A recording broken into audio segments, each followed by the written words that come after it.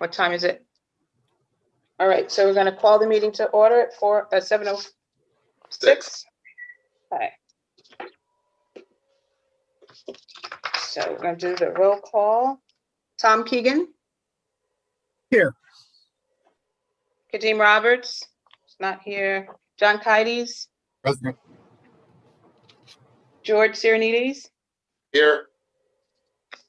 And Manny Langella is not with us, and Tom, George Theodorides said he will not be able to make it tonight, so that is here, so we've got a quorum. Okay. So we are going to move things around a little bit, a little out of order. We're going to move public participation before the discussion item of the portion of the agenda, and we're going to move on to old business. There's no old business, so we're going to move on to new business, and I will start. So read this. 5, the city of Norwalk reserves the right to cancel the event for public health or safety reasons as determined by the city of Norwalk in its sole discretion.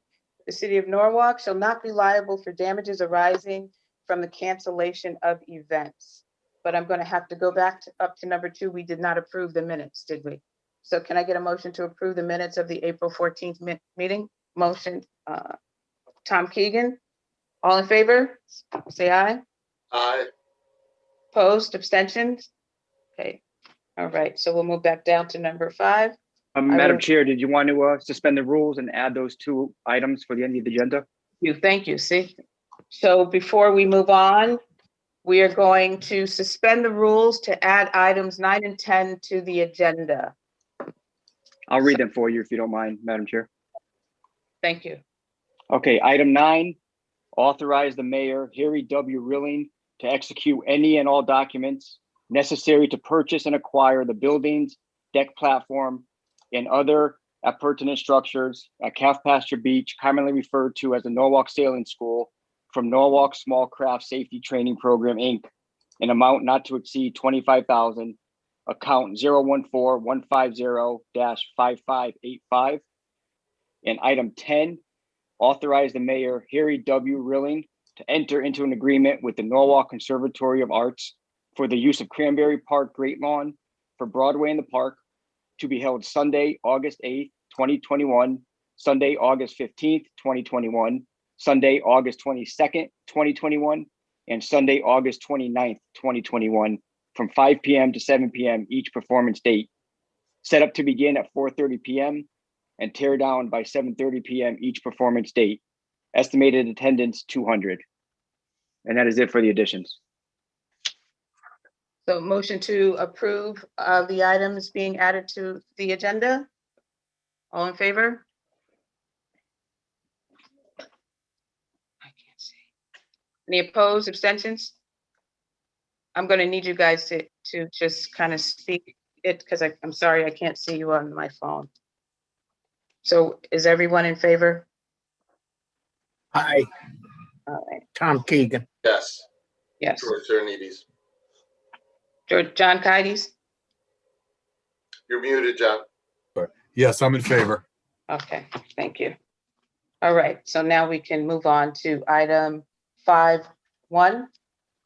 Approve the use of Cranberry Park Gallagher Mansion and immediate surrounding grounds by Courtney Stone for a wedding reception to be held Friday, August 6, 2021, from 3 p.m. to 12 midnight. Estimated attendance, 150. Someone move the item?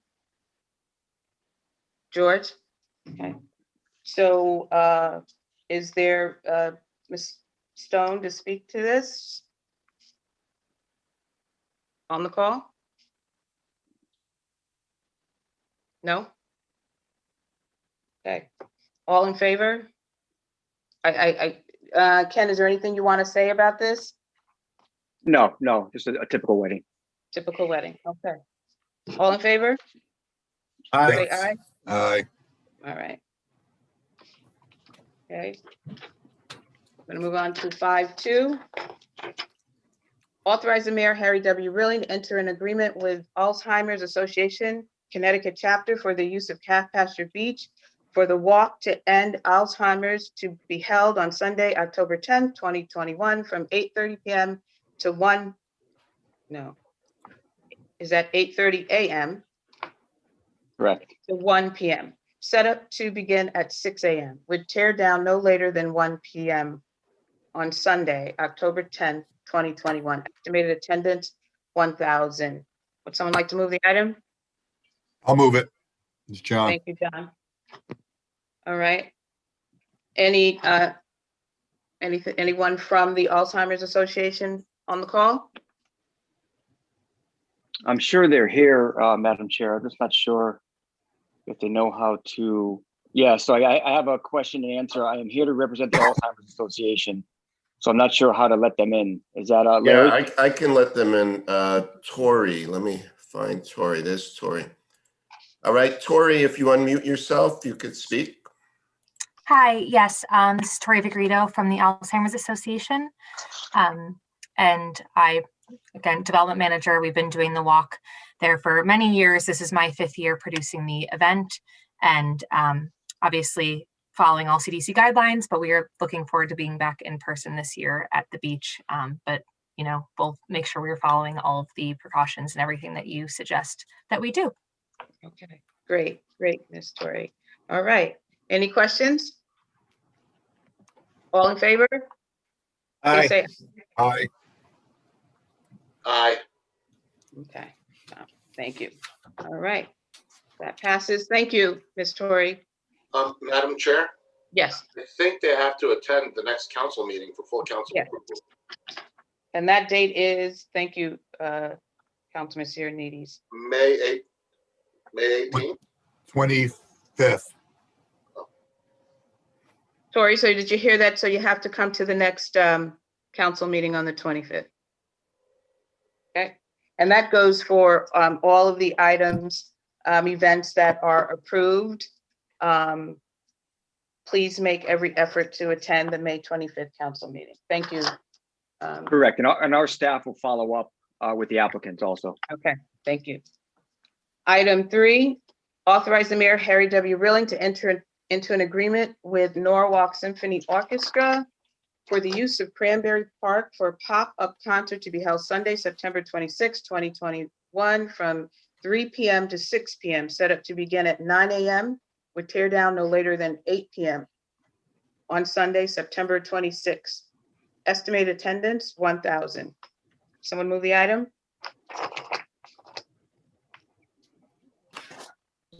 Okay, So Mr. moved. Mr. Madam Chair. Sirius.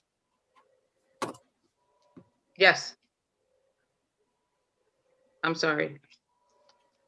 All right, so John Kides moved the item. Is there someone here to speak to that? If there is someone here, please raise your hand and lower your hand so I can see who it is, because there were a few people with their hand up. The only one I see now is Mike Riley. I don't know if that's what he would like to speak on, No. Probably not. but if it's, no, I don't see anyone. Okay. So we will, all in favor of this item, please signify by saying yes. Yes. Yes. Yes. And I'm a yes, okay. So that will go on the agenda. Item 4A, authorize the mayor, Harry W. Rilling, to enter into an agreement with NICE Inc. for the use of Oyster Shell Park for the 5th annual NICE Festival to be held Saturday, July 10th, 2021, from 11 a.m. to 10 p.m., set up to begin at 5 a.m. with tear down no later than 12 midnight on Saturday, July 10th, 2021. Estimated attendance, 500 plus.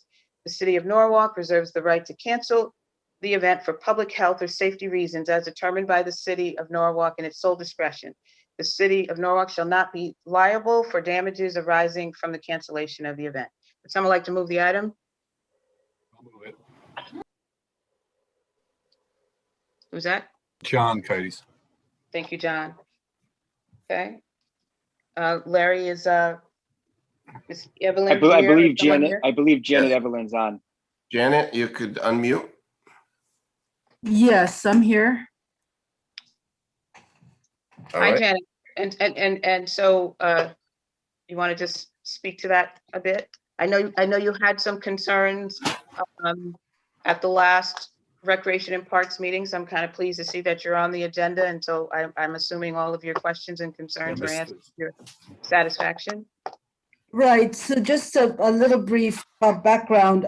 We had tabled the item at the last meeting because of the capacities that were in place for the 500 max for municipal venues, which the Oyster Shell Park is under. So, of course, the festival is very popular. Everybody loves the program. It's free, open to the public.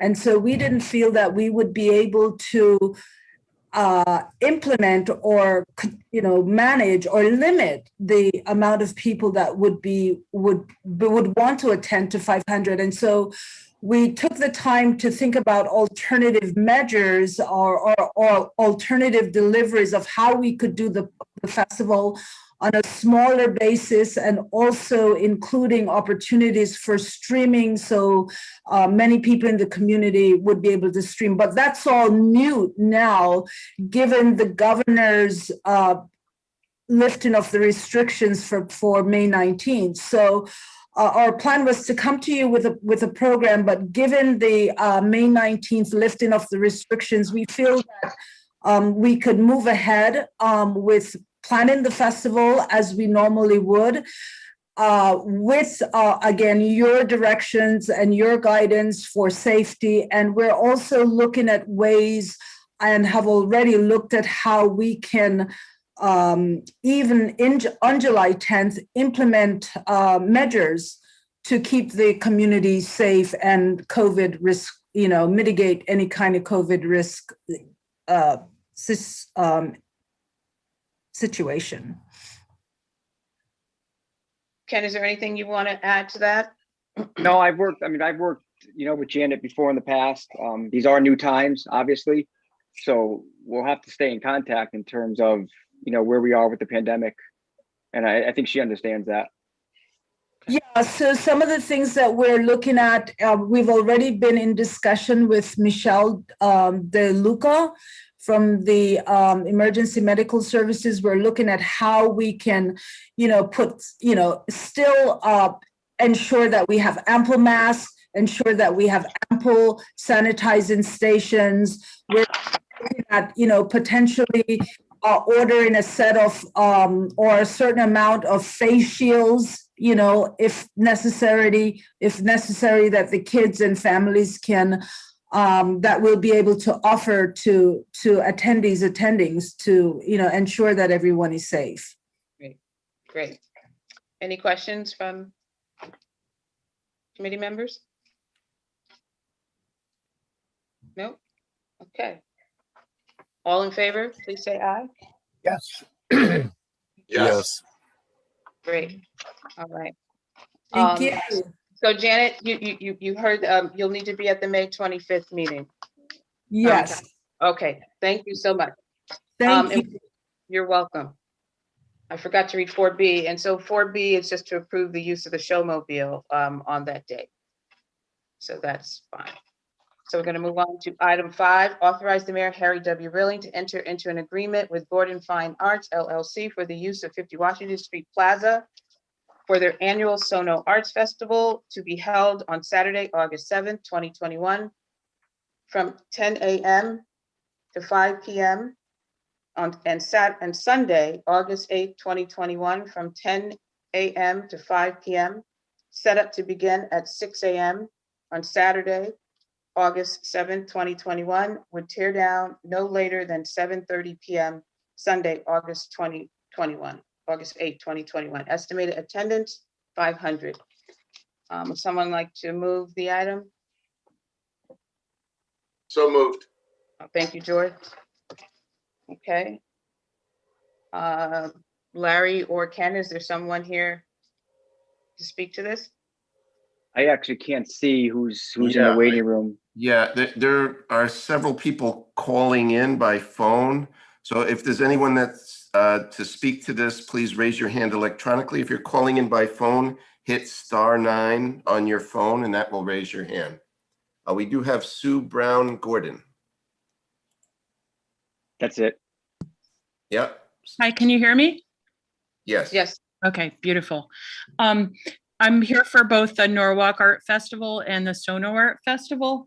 And we intend to abide by all safety protocols. I understand that if there is any new mandates and that the show can be canceled at any time for safety's sake. And I've participated in numerous events with safety protocols in place. I'm very confident that I can do that with distancing, sanitizing stations, and providing adequate hand washing stations, as well as the artists each bringing their own hand sanitizing and distancing, lots of signage.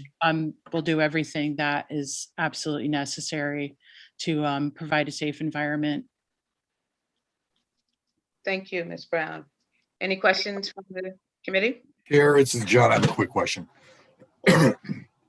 I see, Sue, that you're just going to be utilizing Washington Street Plaza. Will you not be? That's actually a mistake. It's probably just left off. The full description of what I was intending to use would be the Washington North and South Main up to the plaza, as it has been for year after year. The same footprint. Yeah, I was curious about that because I've never seen you. Well, I mean, you do have a new plaza there. I mean, the park is No, beautiful. and I would very much like to use some of that beautiful space to have a sculpture invitational in addition, as a part of the show. We have not been able to enjoy the use of that space yet because it was all fenced off. So I understand that the restaurant El Segundo next door often has a patio there. We'll be happy to share and work with them to make any arrangements for. That's Everito's. Oh, I'm sorry. I misspoke. It's okay. But yes, I understand that that's usually rented to that restaurant. And so we make communications with them and they've been very generous with us. I'm not sure what the grassy portion is like, but I would very much like to be able to use that. Will the road be closed, Washington Yes. Street? Yes, so it will be closed at the intersection by Claffs and Water Street, and then at Marshall Street and the corner of Haviland. I'm assuming you made arrangements with the Pearl and its residents on parking. All that will be absolutely worked out with them. I have a very good relationship with the new owner, and we will certainly do everything we need to appease everyone involved. Madam Chair, just for a little bit of clarification. So we approved the use of the Plaza Park at 50 Washington, being we're Rec and Parks Committee. The applicant knows she still has to go through the special events permit process. Okay, And at that point, they'll address street closures and any other areas outside the park that she would be willing to use. okay. All right. When will that information be provided? Is it once she goes through the applications process? She'll have to go through, correct, she goes through the special permit process, which goes through all the departments in the city. Okay, And that's something that I begin, assuming that it's approved, that's something I begin immediately and it's now online? Correct. Okay, thank you. you'd have to get approval after the May 25th meeting, correct? So go to the May 25th meeting Yes. first and Yes. then take my permit to all the departments? Yes, Okay. please. All right, any more questions for Ms. Brown? All right. All in favor, please say yes. Yes. Yes. Yes. Okay, thank you. Thank you, Ms. Brown. And So we're gonna, excuse me, ma'am, is that also for the Norwalk or will that be coming up second? I'm getting ready to read number 6. We only have the the Sono Arts Yeah, the Fest Arts on the Festival on agenda. here. Yeah, It's way more important to have the Norwalk and Matthews Park on the agenda. I sent all that stuff to Aaron last week. The reason just because the timing is so short. That would be the show that would be taking place, Norwalk Arts Festival, June 26th and 27th, 2021. I apologize, but I don't have any of that Yeah. information. we don't have any of that. We'll have to, Ken will, I'm so sorry. I sent Aaron both that and a schematic and everything. okay. So we'll have to touch base with you tomorrow, okay? Okay, thank you very All right, much. thank you. Sorry for Thank that. you. That's okay. All right, we're gonna move on to 5.6. Approve the use of Matthews Park by Haitian American Network Group for the Haitian Heritage Month to be held on Saturday, May 29, 2021, from 10 a.m. to 6 p.m., set up to begin at 9 a.m., with tear down no later than 7 p.m. on Saturday, May 29, 2021. Estimated attendance, 100. Would someone like to move the item? Tom Keegan? I can't hear anybody. Ken, can you hear me? I can. Okay. So I guess I'm moving the item. Tom had his hand up, Madam Chair. I'll Okay. move it. Thank you, Madam Chair. thank you. You guys, I can't see the hands on this, on my phone, I'm sorry. Okay, is there anyone online or present to speak to the item? Larry? Anyone would like to speak, please raise your hand electronically now on this item. If you're calling in by phone, hit *9.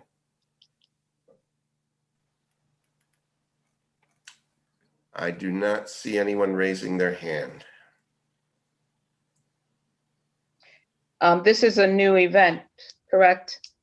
Correct. I was hoping the applicant would be on. Yeah, I think in instances like this, we do kind of want to speak to the person, to the organization that is putting on an event, particularly when it's new, correct? Correct. Larry, can you ask one more time, please? Yes, if anyone would like to, what is the event? Haitian Haitian American Network Group. Right. Haitian American Network Group. If anyone is here to speak on that, please raise your hand electronically now by clicking the raise hand. I'm looking on the Q&As to see if there's anyone. No. Please raise your hand electronically. If you're calling in by phone, it is *9 on your phone to raise your hand.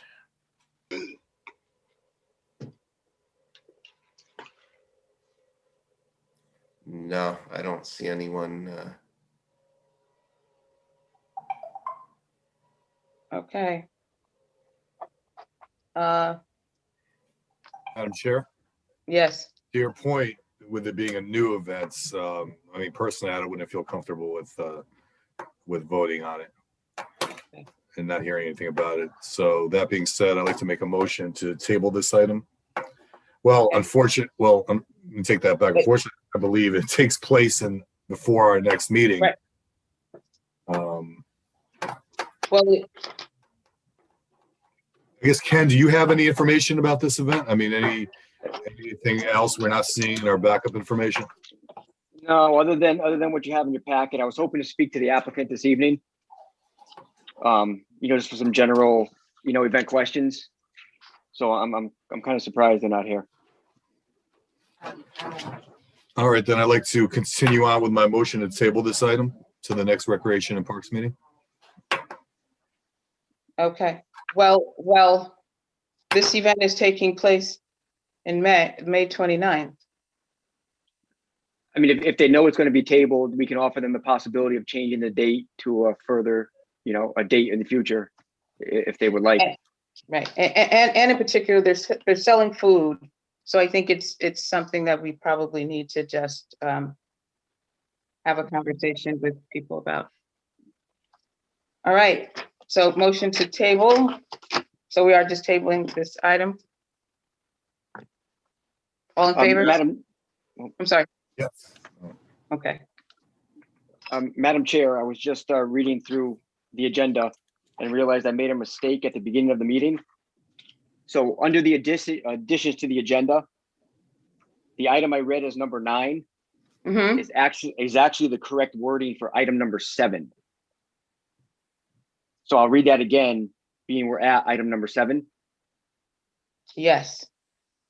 Okay, So- so item number 7 should read as authorize the mayor, Harry W. Rilling, to execute any and all documents necessary to purchase and acquire the buildings, deck platform, and other appurtenant structures at Calf Pasture Beach, commonly referred to as a Norwalk Sales School, from Norwalk Small Craft Safety Training Program, Inc., in an amount not to exceed $25,000, account 014-150-5585. Right, The so intent that- of the item is the same, Madam Chair. The wording is just a little bit different. Okay, so anyone move the item, please? So moved. Thank you, George. Okay, and who do we have here to speak to that? I believe that'll be me. Oh, okay. So as you know, the city has been in the process of, revamping the sailing school down at Calf Pasture Beach. The sailing school building was actually owned by Bruce Kaslowitz, the sailing school owner. So the city, actually spent, time meeting with the building department, with the assessor's office, and they actually came up with a fair market value price for the actual sailing school building. The thought being the city would be in a better position if they actually own the buildings on the site when we went out for the RFP for the new sailing school operator. So that was the intent and the reasoning for the city to purchase the building. Any questions from the committee?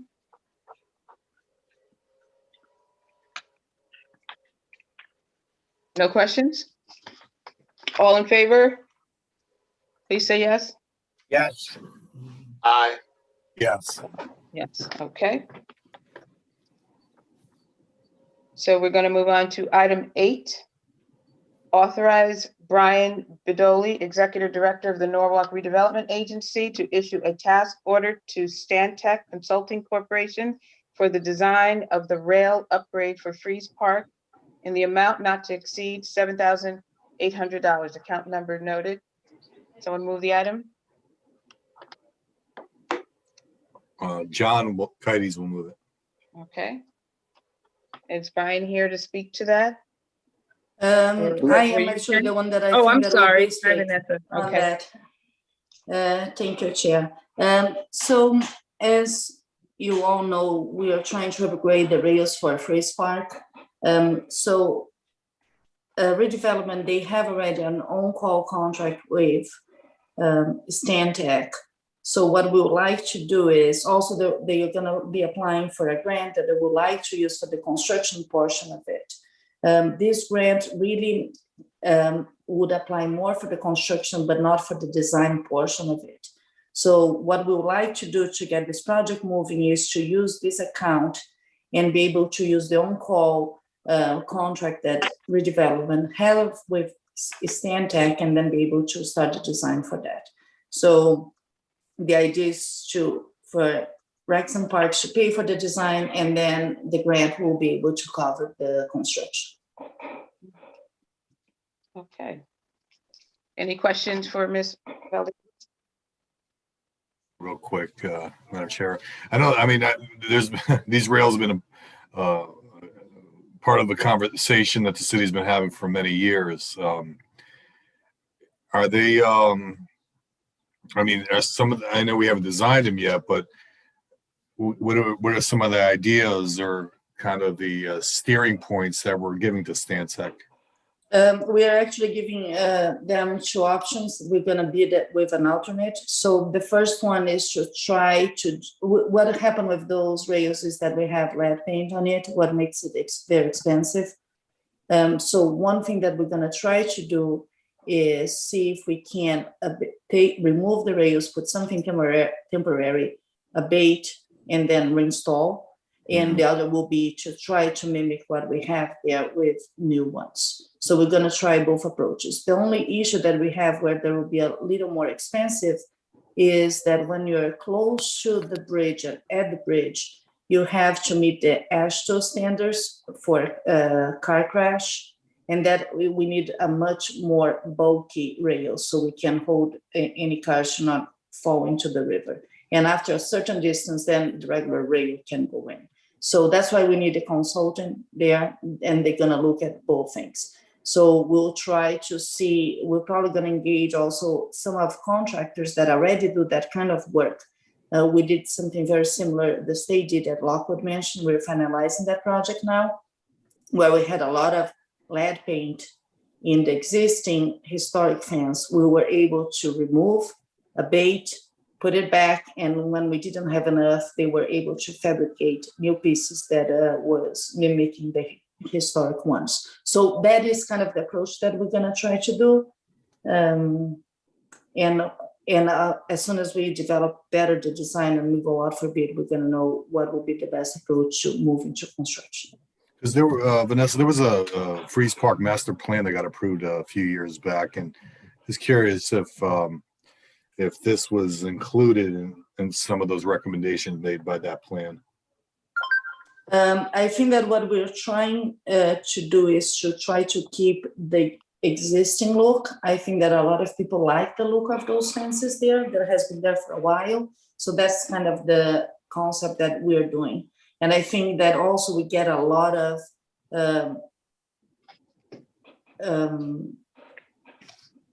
complaints about the state because that paint is coming off and we want to take care of that. I think that this is just kind of a way that we try to be able to combine some grants that may be accessible through redevelopment with an on-call designer that we have. Okay.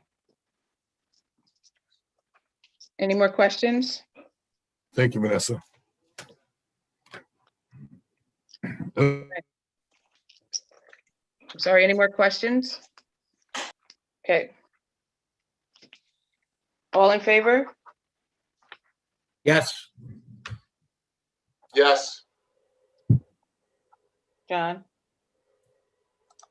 Yes, John? I think we lost John. Okay. We lost John? I think so. Okay. You might be trying to log in again. Because 3 votes does not make a quorum. While we're waiting for him, Ken, Yes. so number 10 is now 9, right? And so that's still. No, let me read, Madam Chair, let me read number 9, which is one of the additions onto the agenda.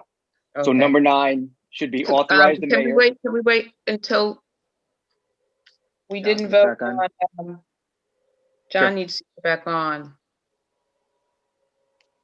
While we're waiting, we do have someone with their hand raised. I don't know if, I don't know what item they'd like to speak on.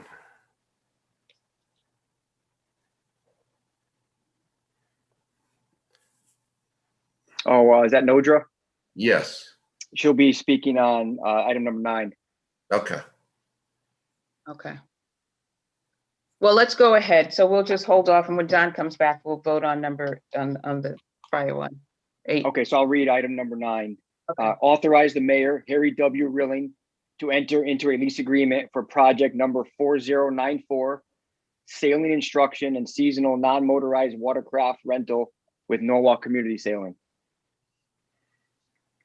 Okay. Someone like to And move that no- item? Tom John, Keegan. yeah. Tom will move it. Okay. Ken, you're on. Actually, Nodra is here. I'd like to introduce Nodra. She's one of the principals for the operation of the new sailing school. So if you want to unmute her, Larry. Yes, Nodra, you can unmute yourself. Hello, Yes. can you hear me? Can everyone hear me? Yes. Madam Chair, Yes. John is back on also. Okay. Thank you. So Sorry. I Point lost of you. order. Nodra, We can hear you. Yes. we can hear you. Okay, so I had a few questions, but if I also can answer questions if anyone has questions to me. Nodra, you want to just give a brief presentation? Sure. Just about your intent and, you know, how we got to this point here? Yes. So in April, the city of Norwalk announced the request for proposals for sailing instruction and non-motorized watercraft rentals at the Calf Pasture Beach. And the previous Norwalk Sailing School under Bruce Kaslowitz, they decided not to apply for the tender. So Norwalk Sailing School LLC applied in order to continue serving the city of Norwalk at Calf Pasture Beach with sailing instruction, summer program for kids, classes, individual classes for the public, and rentals of kayaks, paddle boards, and sailboats. So we applied to the RFP that's attached to the our proposals attached to the agenda, and we're working on getting everything in order to start as soon as possible. So my questions will be related to that, and our goal is to continue offering the service, which would be the only such service on Calf Pasture Beach that's open to the public. That's not part of a marina or a yacht club. It's open to the public, so it provides the opportunity for the public that comes to the beach to enjoy those kind of services and learn a sport, and especially for kids to be able to be introduced to these kind of water sports. And our goal is to make it a stronger organization. We would like to, our vision is to become a nonprofit that has a board and can do fundraising and can do additional programming, educational programming, environmental education, those kind of things, and can continue into the future independently of any one individual person. So that's just a brief overview, and I'm happy to answer any questions. And then I have a couple of questions that are related to our operations. Okay, any questions from the committee? Madam Chair, I'd just like to add, in the RFP process, June 15th was given as an estimated start date for the sailing program. And the request came across my desk. They wanted to know if they can start Nodra, I believe, Memorial Day weekend on a limited basis. Yes, so that's something. Yeah, that's something I would like to pass before this committee to see, your thoughts. I mean, it has to go to the committee to the council on the 25th, and Memorial Day is the following weekend, right? Yes, correct. I mean, so if there are any, whatever they have to have in place, I would assume if they're able to get that done, I think we should be okay. I don't know what the other committee members think about that. And Ken, what else would have to be done in order to make that happen? Well, when we first went through the RFP process, we actually issued a letter of intent to Nodra to sort of say, this is something we are interested in, which gave her a little bit of flexibility in terms of advertising and starting to get her ducks in a row to get to this point. We understand it's a little bit late in the game, to have everything ready for the season. But at the same time, we do, recognize that this is an important, item to have at the beach. We feel that the public would miss this if it wasn't offered this year. So we're trying to do everything we can to help move this along under the current circumstances. Okay. Any other committee members have any questions or about that? Chair, it's George. Nodra, are you confident you're going to be able to staff the school by then? Do you have the staff ready to go? Yes, so we have staff ready to go. We are also recruiting a couple more staff to have a stronger team. And the reason that why we are asking about Memorial Day weekend, because historically they've been opening on Memorial Day weekend. And we have been getting some calls from people asking if we're open and if they can rent, a kayak or this thing or that thing. So in that sense, I think we can have a couple of staff there on Memorial Day weekend, in case people want to come by and rent, a kayak or a paddleboard. And then we'll still continue getting ready for the camp season, which will be later. That'll be the third week of June. And Nodra, you're confident all insurances and things would be in place by then? So insurance is already in place because it's continuing coverage. Because Bruce is still, he still has the building. We're still buying out the equipment from him. So it's a continuing coverage that I believe the CIO is on file with the city of Norwalk. Hey, Ken, when do the lifeguards start down at the beach? The lifeguards, I believe the week before Memorial Day. Okay.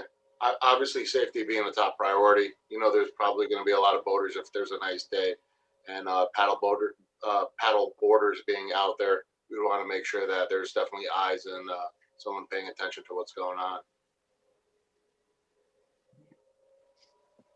I got a quick question. This is John Cuddies. You mentioned insurance, and you're kind of floating on the previous operator's insurance policy. Was there a change in LLC? I mean, just from knowing from similar situations, is it? I mean, are you covered with your new entity that you have in place?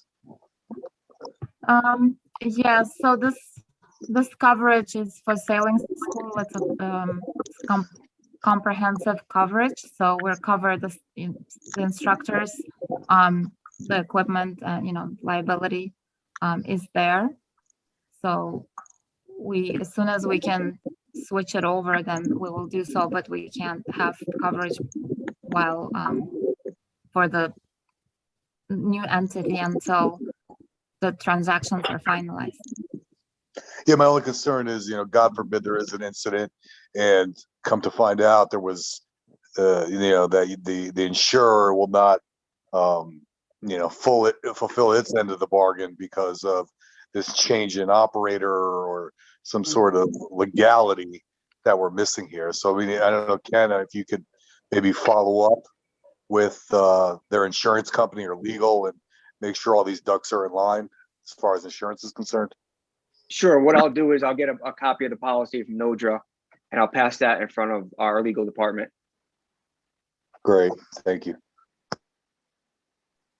Mr. Keegan, we can't hear you. Sorry. You couldn't hear me? I can hear you, Ken. Yes. I think Tom Keegan had his hand up. Is that it? No? He did have his hand up, but I can't hear him. He's trying to speak. You're muted, Tom. There you go.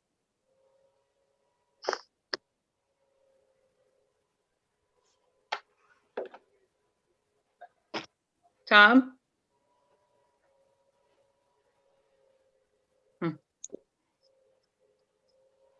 No luck? Tom, we had that problem last night. You might have to log out and log back in. How about now? There you go. Okay, There you yeah, go. that's the microphone.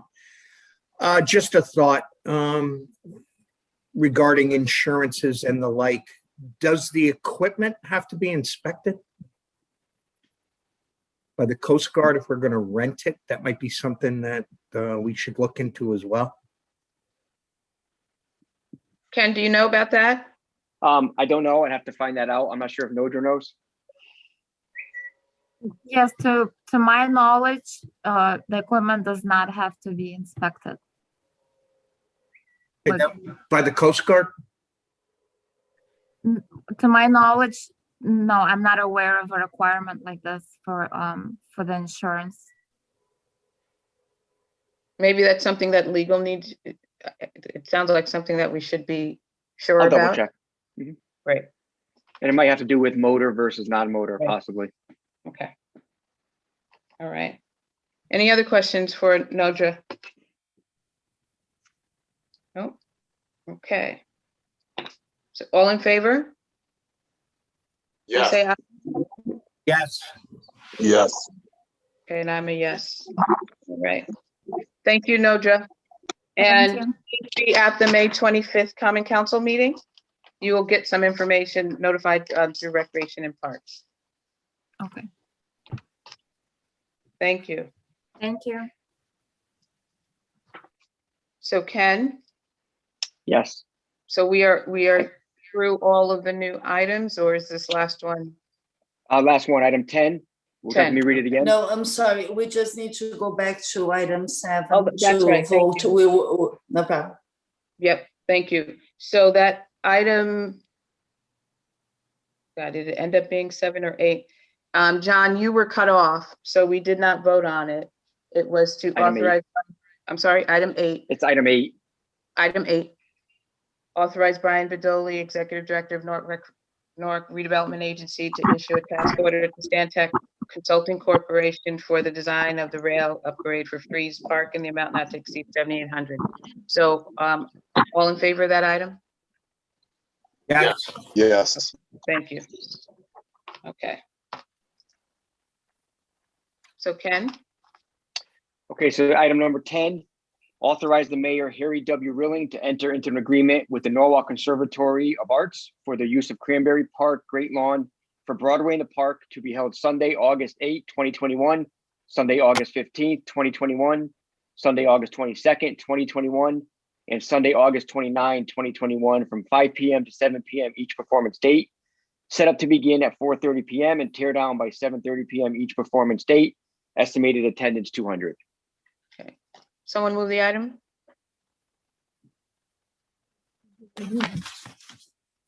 I'll move it. Thank you, Tom. All right, And I So believe the- Kate Guthrie has her hand up to speak. okay. Kate, if you unmute, Hi. yes. Hello. We can hear you. Okay. So yes, we're excited to join the Norwalk community and looking to invent. Sorry, my toddler just jumped on my lap. We are opening a trade school in downtown Norwalk. We just want to get to know the community. This is going to be a smaller event with mostly vocals, 4 to 5 performers, no stage. We are looking to have ice cream and food trucks, which are yet, 1 to 2 food trucks, yet to be confirmed on that account. But we are looking to use Norwalk businesses. I have inquiries into Valencia right now and not Norms. And I'm happy to answer any questions you may have. I know we were a last minute addition and we're thankful that you took us on. So is your estimated attendance, you're saying 200 each night, Yes. each event? Okay. Any questions for Ms. Guthrie from the And committee? this is a new event for the city. This is a new event. This will be the first year it's held. Yes, correct. Ms. Guthrie, can you tell us a little bit about your organization? Sure. So we are looking to open a trade school, a college actually, in 2022 in downtown Norwalk at a location that will soon to be revealed. And it's supposed to be an affordable theater school. 1 and 2 year programs that is available and accessible to everyone. And really kind of bring out some of the Broadway stars also in the area. We're looking to work with the arts organizations around here as well. Have you worked with Norwalk High or Brian McMahon in the past for any of their theater or arts? I have not under Norwalk Conservatory, which is a very new establishment I've only been with for about 6 months. When I was at the Museum of Contemporary Art of Westport, I did work with Brian McMahon a little bit. And are you looking to have this be an annual kind of summer event? We would like to have some summer series. I don't know if we would continue forward next year with Disney. We want to meet families this year and possibly next year showcase our students. Okay. But the same framework, yes. And the organization is a nonprofit, Yes. 501c3? Yes. Fine. Well, it's going through the approval process right now. We're expecting it in the next 2 weeks. Okay. Any other questions? Ken, and you're okay with this? Correct. I've had a lengthy conversation with Kate the other day. Okay. All right. Thank you, Ken. All in favor? Yes. Please say. Yeah. Okay. So, all right. So thank you, Ms. Guthrie. And you'll need to be at the May 25th Common Council meeting. All right. Thank you so much. You're welcome. All right. So I think that concludes the items on the agenda. So we need to move on to public participation. If there's anyone would like. And before we begin that, I want to thank everyone for staying on. We just wanted to move things around so that the public participation will coincide hopefully with our discussion items. And if there's anyone on that was on the agenda and had items, you're free to go, or you can stay on and listen. Thank you. So I'm sorry, go ahead. Yes, thank you. If there's anyone that would like to speak, please raise your hand electronically now. Again, if you're calling in by phone, hit *9 to raise your hand. I do have someone calling in, phone number ending in 9725. If you hit *6, that should unmute you. Hello, my name is Sheldon Green. And Madam Chair and members of the council, I am a senior citizen and a resident of the Broad River community, and I am a tennis player, among other things, and I walk outside my house and notice that although there was an article in the Norwalk Hour suggesting that a shortage of employees meant no maintenance to repair the tennis courts that I and several people have been enjoying for a number of years. However, the baseball fields are tended twice or more weekly by Department of Parks employees. Also, in speaking with members of the community, the folks who used to play soccer here can no longer play because of the chain link fences that have been added. And although somebody said, oh, well, they can play on those fields or anything else, the chain link fences around the baseball fields where there once were temporary fencing prevent young people from playing soccer or football or other field games. I am looking to see that those parks employees who attend the baseball fields would certainly take some time to repairing the damaged tennis court and neglected tennis courts so that we, the residents of Broad River, could enjoy our neighborhood community park.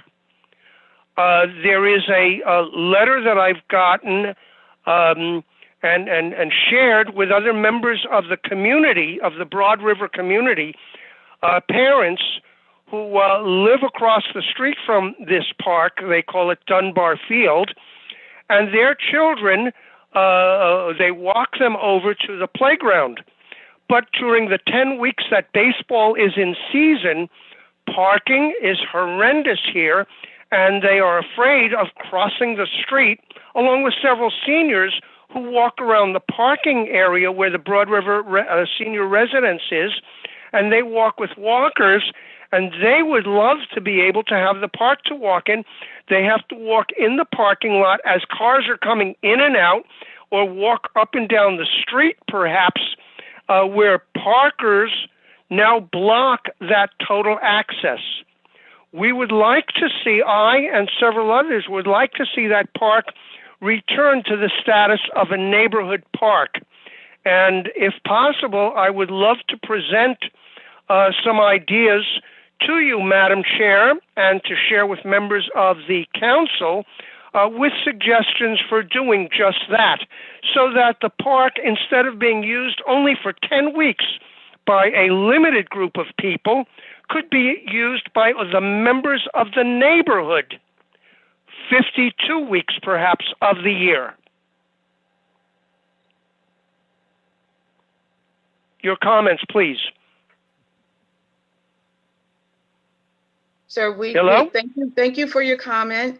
We listen to public participation, and so welcome your comments and your suggestions. You can send them to Ken Hughes or myself. Very good. May I deliver that to City Hall in person, perhaps, and have it delivered to your desk? To Parks and Recs, yes, you can, sir. Thank you so very much. Would you consider that, please? And would you like me to provide signatures of people who are co-signing with me? Whatever you think is appropriate, we will accept that. Okay, and so at the present, I may have 400 and some odd, and I'm actually expecting this weekend to be able to collect maybe another 200 or 300 more. Yes. So I did not say this in the beginning, and we're limiting folks to 2 minutes because we have a very lengthy, I'm sure, public participation, and we have a presentation, but we appreciate your time and your suggestions. Okay, if anyone else would like to speak, please raise your hand electronically now. Again, if you're calling in by phone, hit *9.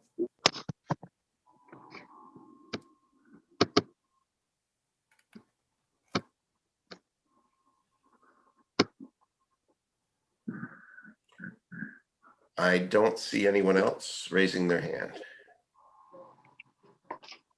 Oh, is Jerry Tony. Well, Jerry Tony, I believe, is giving a discussion. So if we don't have any other public participation. Hold on, Darlene, it's Darlene. So I just want to let you know, we did receive 26 emails. 9 were opposed to the late show. 8 were for.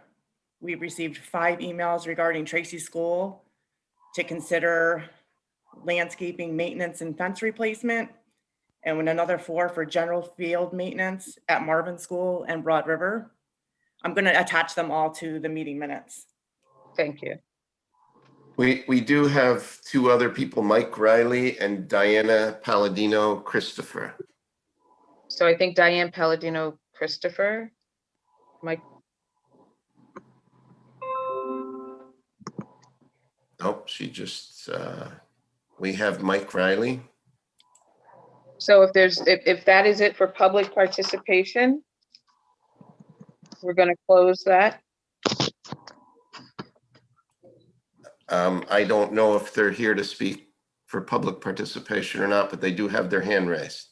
So Mike Riley and Jerry Tony are going to give a presentation. So we're going to move on to. We have Diana Palladino and Enna Diane. Okay, so those 2 can speak. Okay, Diana Palladino, you can unmute yourself. Hi, yes, Diana Palladino Christopher, 1 Naples Avenue in Norwalk. And I just wanted to show my support towards the light show that's being proposed at Calf Pasture Beach in Norwalk. I know it's seasonal for about 6 weeks, and I do really like the project and would love to see it in our city. I would love to attend with my kids. I think it would be great for the community and families like myself with young children. And I'm hopeful that we'll hear more regarding, traffic concerns and things like that. But I definitely have high hopes that we'll get all those kinks worked out. And I hope to see it this coming holiday. Thanks. Thank you. Anyone else? Larry? We have Diane Enna. Okay. Diane Enna, if you unmute and state your name and address, please, for the record.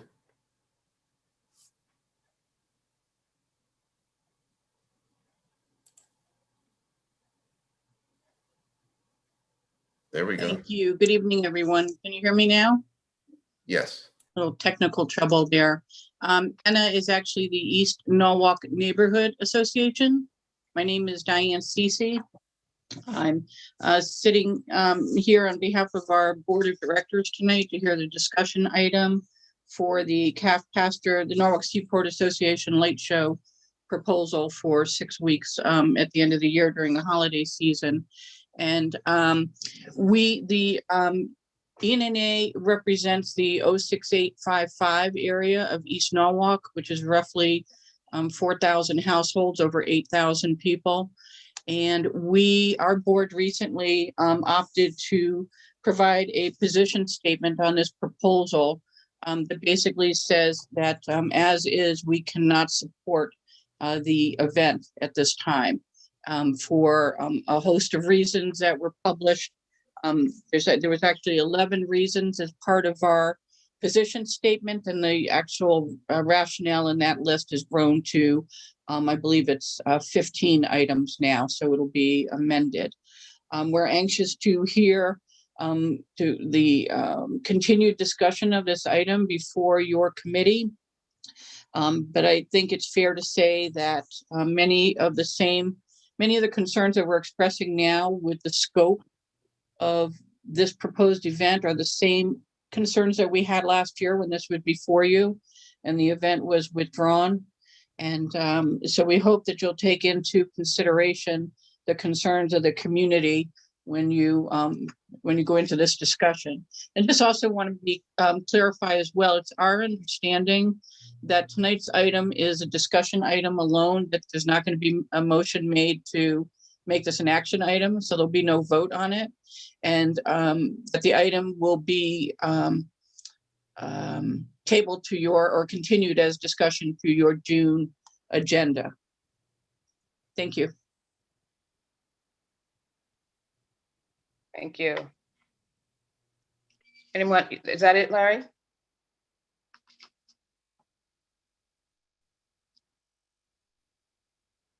We do have someone calling in, phone number ending in 3376. You have permission to talk. If you hit *6 to unmute. Oh, they lowered. Hold on. 3376, hit *6. There you go. Great, thank you. Hi, everyone.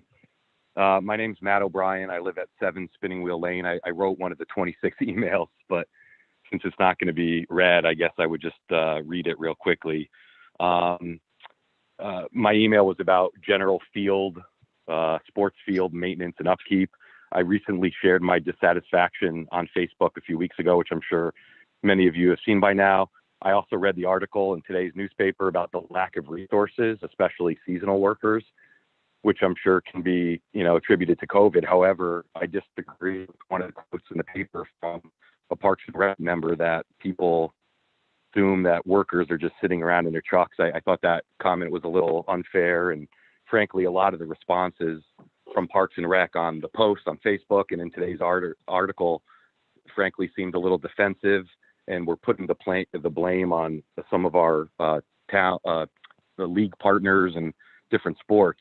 My frustration goes way back before COVID. I think my daughters have been in the league for 6 years, and this lack of maintenance is nothing new. There'll be times when the field is done, when there's not a game, there's not a game, and the field, there is a game rather, and the field is not done. So I just wanted to point out, my observation is that there's really a lack of communication and organization behind the scenes. In fact, we were actually accused in the girls softball league of not sending the league schedule to Parks and Rec, which was far from the truth. It was sent, and it just seems like a case of maybe the right hand is not talking to the left hand.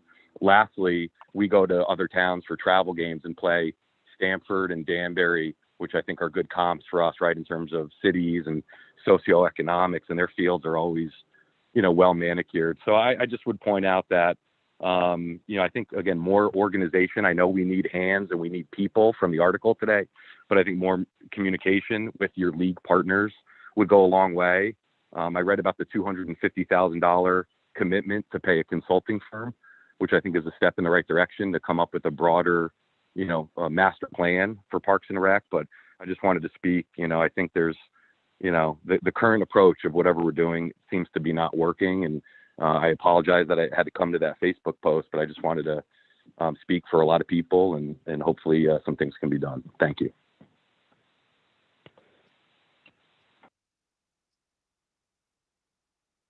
Anyone else, Larry?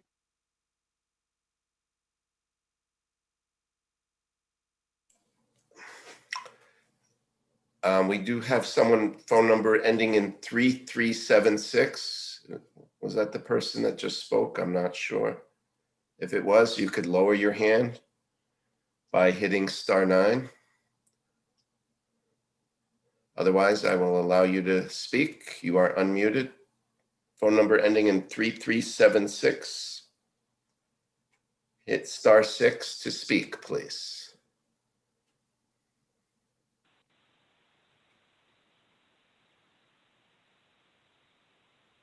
Yes, you are unmuted.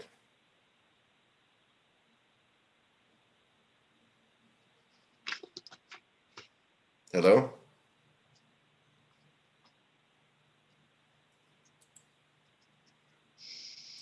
All right, I think that's it. We don't have anyone else. Thank you. Okay. So now we can close public participation. And Delene, you will send us, include those written comments in the record. Yes, I will. Thank you. You're welcome. Okay, so we're on to section 6, discussion portion of the agenda.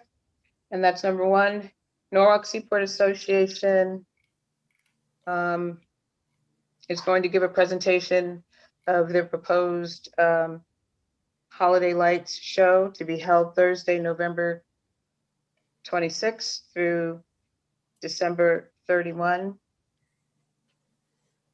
from 5 p.m. to 10:30 p.m. daily. Setup date to be determined. Vehicular traffic only. Maximum weekday advance tickets sold Wednesday and Thursday. 700 car passes. Maximum weekend advance tickets sold Friday, Saturday, and Sunday, 900 car passes. So we have Mr. Tony and Mr. Riley. Are they doing a verbal presentation, or are they showing something on the screen? I don't know, we need to ask them.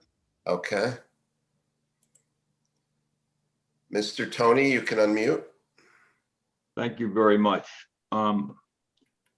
But just as a matter of record, the proposal is to go to January 2nd, not December 31st.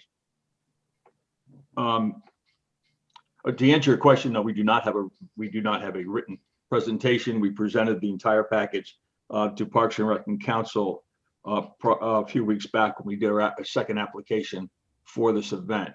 The details of the event were included, the maps were included, and the Q&A, which we put together to address any and all questions that you may have, were also submitted at that time. I'd like to make just a couple quick comments that I would have made in the public, but it doesn't really matter. It's just everybody can hear what's going on. As we know, we started this project last summer with the intent of doing it in December of 2020. It did pass this council unanimously, this committee unanimously, but then was pulled by the mayor for other reasons, and we moved on to set up a program to do it in 2021. And I've had numerous meetings with various organizations with various departments in the city of Norwalk, and some of which include some representatives of council. The initial concept was to actually try and do this at Veterans Park. It was determined by us and our vendors that would not be possible. Typically, these run a mile to a mile and a half long, which made Vets Park an impossible route to do. It was just too small, too congested, and would not be a good event for us or for the city, or more importantly, for the guests. During this time period, we've had many meetings again with many members of this organization and with members of City Hall. During this time, we've made significant concessions in agreement from suggestions made by Parks and Rec, Public Works, the Police Department, and others. And during that time, we were willing to, and we have changed the times of the event. We've changed the days that we were going to do it. We agreed to not have any what we call walk-up business or buy a ticket on site. We decided to put a time schedule in place and put people in time blocks. And then finally, we agreed to limit the number of cars that could come into the park on any given evening. So we have made significant concessions, again, in cooperation with those of you who have participated in these meetings. And we were pleased to do so because the important thing for us was to have a successful event. There's no doubt that's what we want to do, but make it so it's convenient for the people that come visit and make it reasonable for the people that live in the neighborhood. We've come up with two different plans. We proposed an initial plan through Parks and Rec, and the concern was the amount of congestion that may occur on Calf Pasture Beach Road. We came through with a subsequent plan that totally altered that and diverted all the traffic into Calf Pasture Beach parking lot to get the people off the street, for lack of a better way of describing it, and use that as a holding or queue area. And at a subsequent meeting was determined that was not acceptable either, and they wanted to return to the original plan, which would queue people up on Calf Pasture Beach Road. We are confident in cooperation with Public Works and primarily also with the Police Department. We will keep the roads open. It will be fully accessible at all times for the residents of both Spar, Calf Pasture Beach Road, and Island Drive. One of the things that we did is we sent this package, complete details, to every one of the residents that live on Spar, Island Drive, and Calf Pasture Beach Road. I've spoken with a couple people personally, but we have received no comments, pro or con, from anybody that lives on those streets. We can draw conclusions from it. Some could say they don't like it. Some could say they were fine with it and they didn't respond. But again, everything that we would say there would be speculation. We reviewed this. And we've met with various vendors. We're confident that we can do the show under these parameters. We can do the show in the time blocks. We'll reduce the number of cars that come at a particular time. We agreed again to reduce or eliminate the on-site sales, which some people believe would delay it.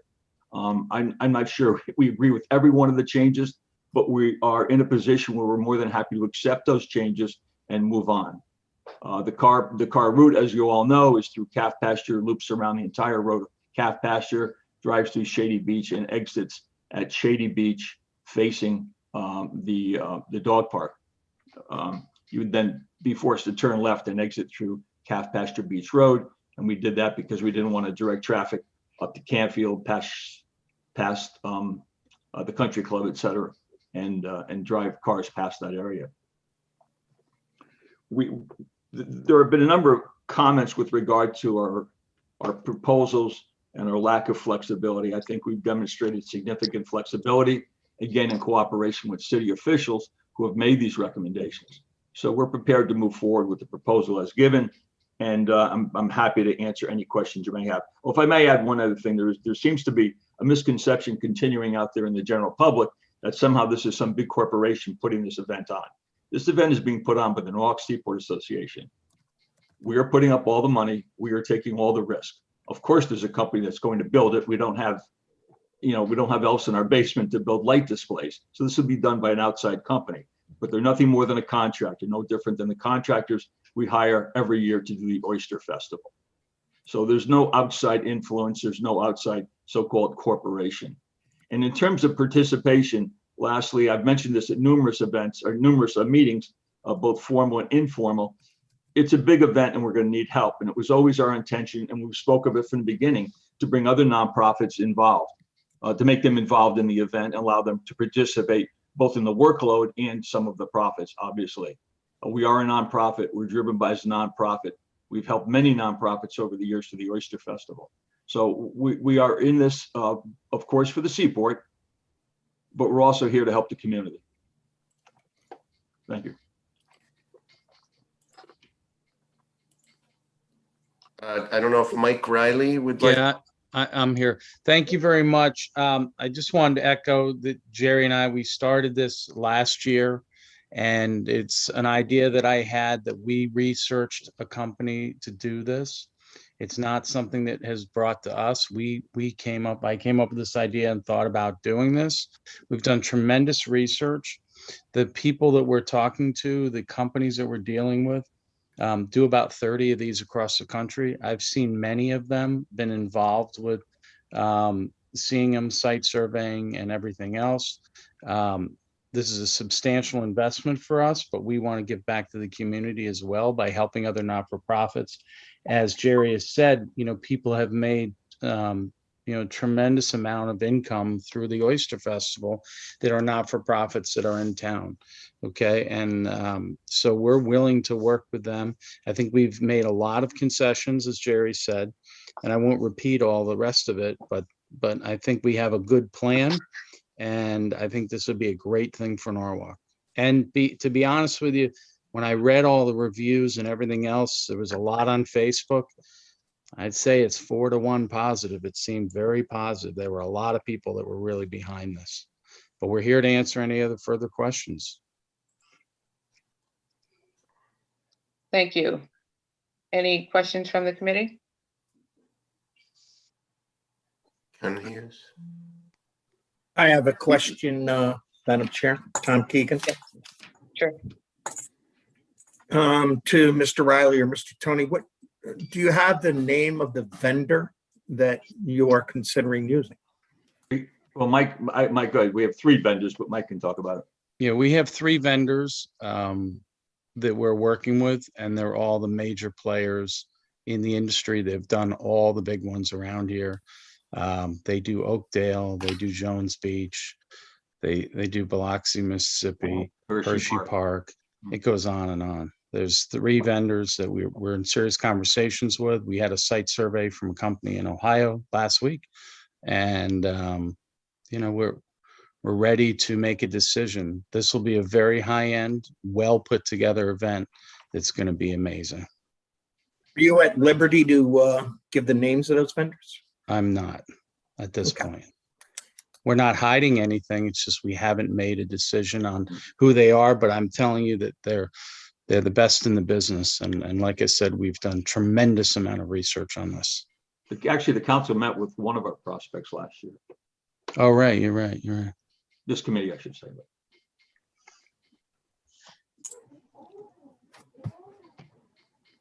I thought I saw Ken's hand up. Ken, How you doing, guys? What's up, Ken? Just a quick clarification question. I believe there's incorrect dates listed on the agenda. Are the correct dates November 24th to January 2nd?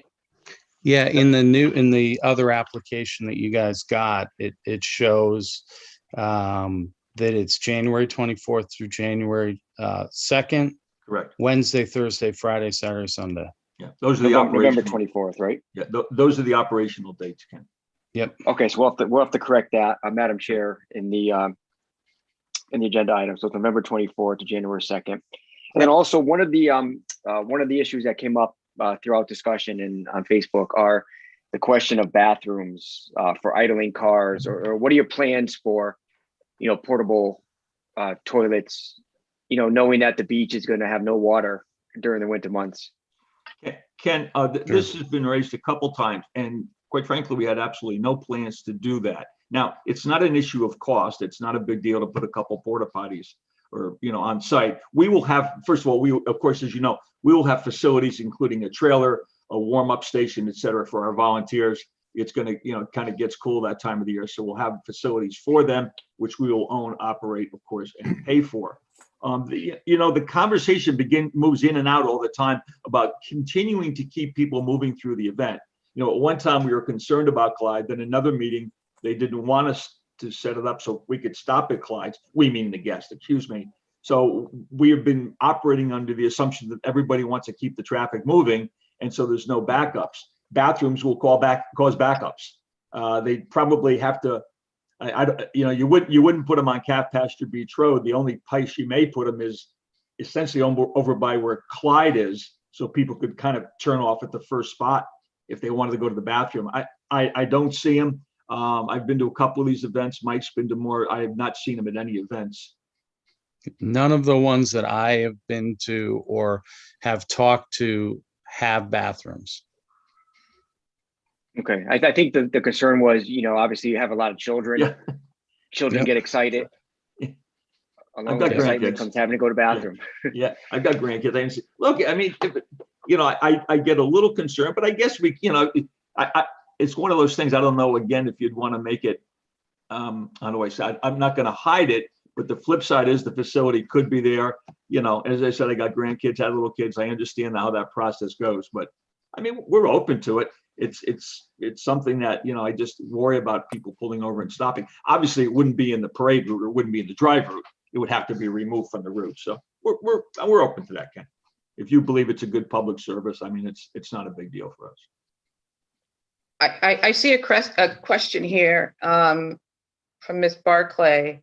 Why aren't cars allowed to exit to the right and go along Shore Haven? All traffic on Beach Road seems crazy. I don't know if that makes you understand that. I'll handle that, Madam Chair. The reason we did that was so we did not inconvenience the homeowners that run around and bear with me, I believe it's Canfield, as you turn right and then follow up the road towards Shore Haven. And then eventually it becomes, I'm not even sure what it becomes again, when you turn left again, Marvin is it, or whatever it may be. But the point being is that if you send them up Calf Pasture Beach Road, the disruption in terms of neighbors is significantly less than if you send them up around the other way. Again, that was our idea, wasn't recommended by Public Works or police or anyone else. We thought that was the neighborly thing to do. And again, it's a call that, between Public Works and police and/or you, whoever wants to make that decision, we're fine with it. Again, that was our intent. Okay. I know we have some other council members on the call. Good. If anyone feels like, has a question, please speak up. Thank you. Darlene, I'd like to ask a couple questions. This is David Huvelman. I'm curious about the off time. So for 6 weeks plus, you're going to have equipment at the beach. You're going to have displays. You're going to have all of this stuff there. Cable running from generators, from your control area, antennas for the FM. How is security being handled during the day when the general public is going to be able to use the beach? Security for the equipment that your vendor is going to have, but also the safety of the general public who are going to want to enjoy the beach. Well, the beach will be fully accessible for walkers, bikers, people driving their car, people like myself that like to go there once or twice a week with a sandwich and just look out over the ocean. So the entire area will be open and accessible for all those people. The areas that will be affected will, of course, be the medians, the grass area that runs between the roads, the grass areas to the right and left as you drive through the park, essentially becomes part of the ball fields as you go on through there. So there will be full access for the public. Now, quite frankly, there will be displays there, and we're hoping, and we will figure out how to manage this. We operate in the good faith of good nature, that people aren't going to go mulling around electrical equipment that they have no reason to do. If we believe at some point that there's a risk to the public and/or the equipment that we're renting, then we'll go ahead and take some precautions. I mean, it wouldn't be possible to isolate it physically with a fence or anything like that. But we've had discussions. we were concerned about nighttime too, sir, in terms of, the protecting equipment, because as you know, we are personally liable for everything that's there. I'm not sure if I answered your question adequately, but everything will be accessible, and we're just going to operate on the assumption that people aren't going to climb in it. Well, I guess what I'm driving at is you're asking us to make a decision, and I'm hearing a lot of, well, maybe this, maybe that. I'm asking to understand the concrete plan. I have not seen this presentation that apparently others have seen that shows maps and displays and explanation of equipment, the specifics of what equipment is going in where.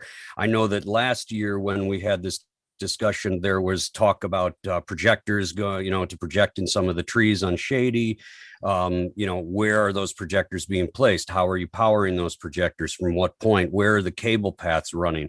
These are the things that are of concern that I feel need to be answered in order for me to be able to make a decision, along with the traffic issues, the Porta-John issues, the all of these things. And it's sounding more like we're in a, well, we'll figure it out as we go along. No, I don't think that's sort of where we're at.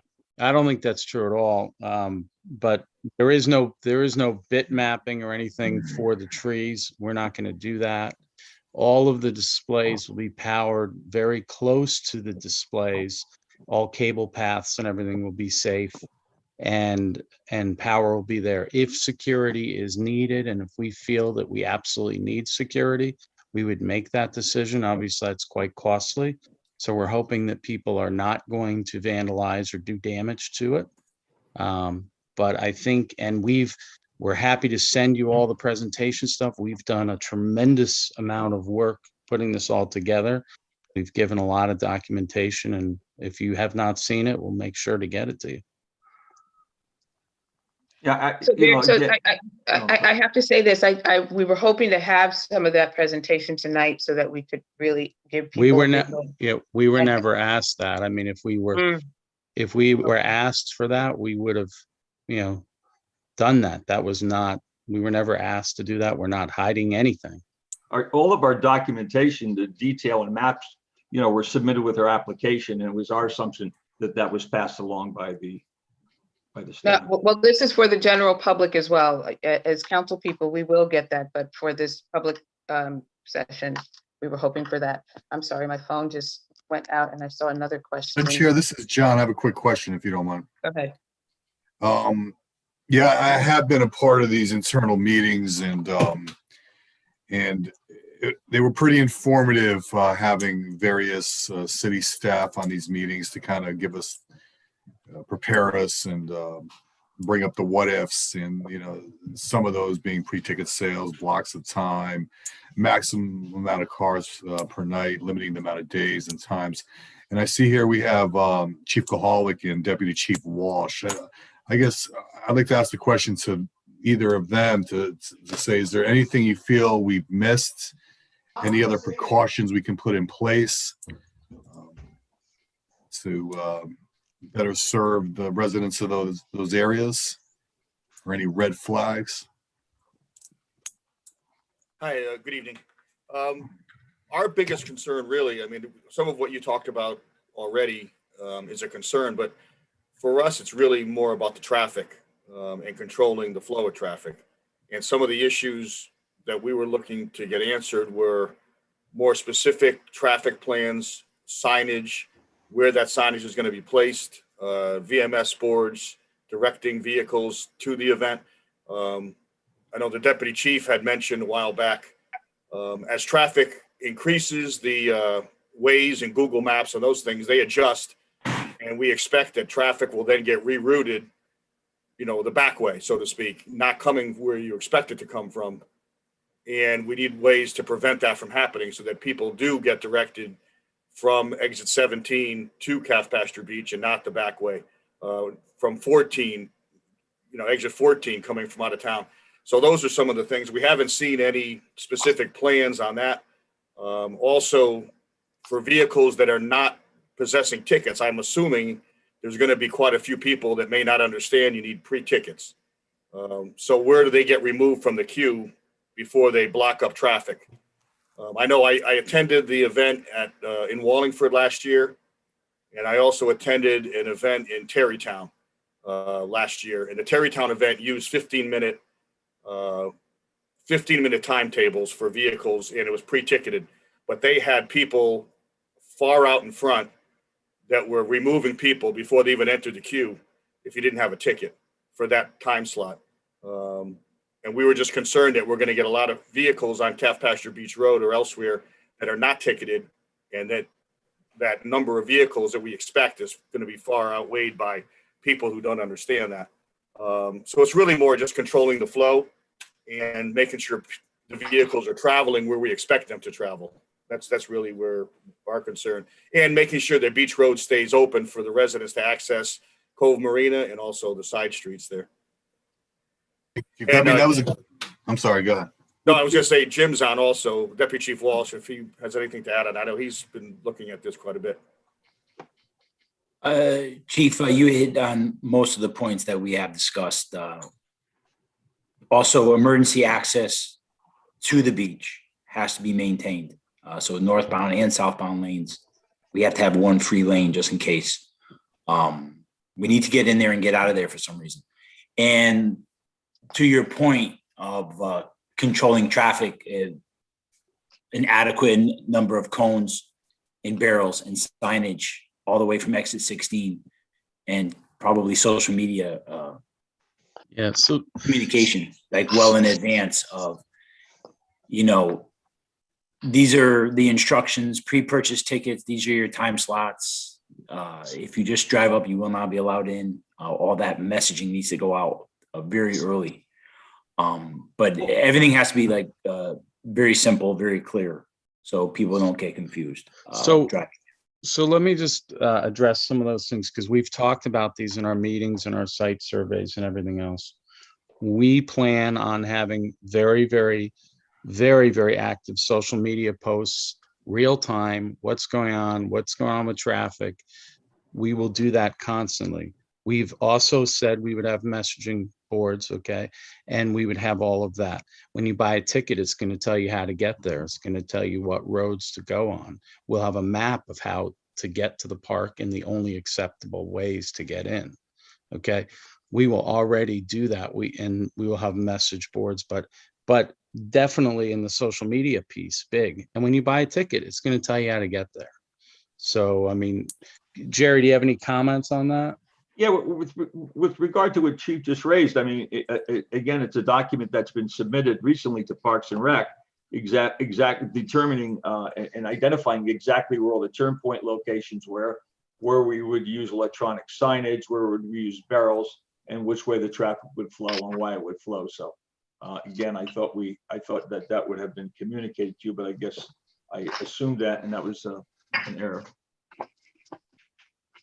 A lot of this we've just gone over and have reviewed many times. And again, we want it to be a great event, and we've thought about all the logistics.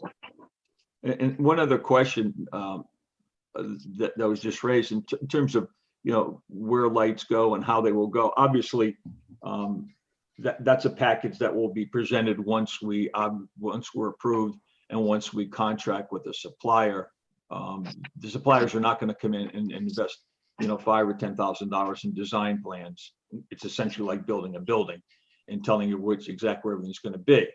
The caveat that we did place at all times with Parks and Rec and everybody else spoke to, that we would review the plan with all the appropriate departments and saying, this is where the 25-foot Christmas tree is going, and this is where this display is going to go, and this is where the tunnel will go, et cetera, et cetera. And we'll be in cooperation with the city. So it's not And the going to building be installed department, yeah. until everybody knows where it's going to go. I have another question from someone who's listening. How many tractor trailers and or flatbeds are going to be in and out during the 2-week setup and 2-week breakdown period? Do you have any idea about that? Yes, there'll be, the show is delivered in 4 tractor trailers. They'll be moved. They will come to the park for load in, and that's it, 4 of them. So that's for setup and breakdown. Yeah, Yep, there's 4 trucks. Everything goes in 4 trucks. And nothing moves in or out. Once it goes in, it stays. It'll be parked in the parking lots of calf pasture. There's adequate room there. And then at the end of the event, they'll be loaded up and taken away to another location. Thank you. Madam Chair, it's Barbara Smith. If I could just ask a couple of questions. Certainly. Thank you. I would just like to say, I didn't attend all of the meetings that you have had prior, but I did meet with you at Calf Pasture Yep, Beach that remember. day. Yes, and I do have some concerns, and I do want to say I appreciate all the concessions that you have made, addressed a lot of the issues that many of us were concerned about. But I really do need to see, like Mr. Hubelman just said, a presentation. I don't think that there is any way that, and I'm not on this committee, I will not vote until it comes to the council, but I cannot make an informed decision unless I see a presentation. And as I stated at the beach that day, I would like to see pictures of any type of structures that will be placed in the beach. I hear our police department, our chief and deputy chief saying they haven't seen the maps yet. I'm just concerned. There's a lot of unanswered questions here that I think would be answered if there's a solid presentation with the details that we need to see. So Jerry, or the committee here, we have given you all those documents and all those maps. Is there a way that we can get this redistributed to the team? Because we did all this and we presented it all, and we had a full presentation with about every question you can imagine.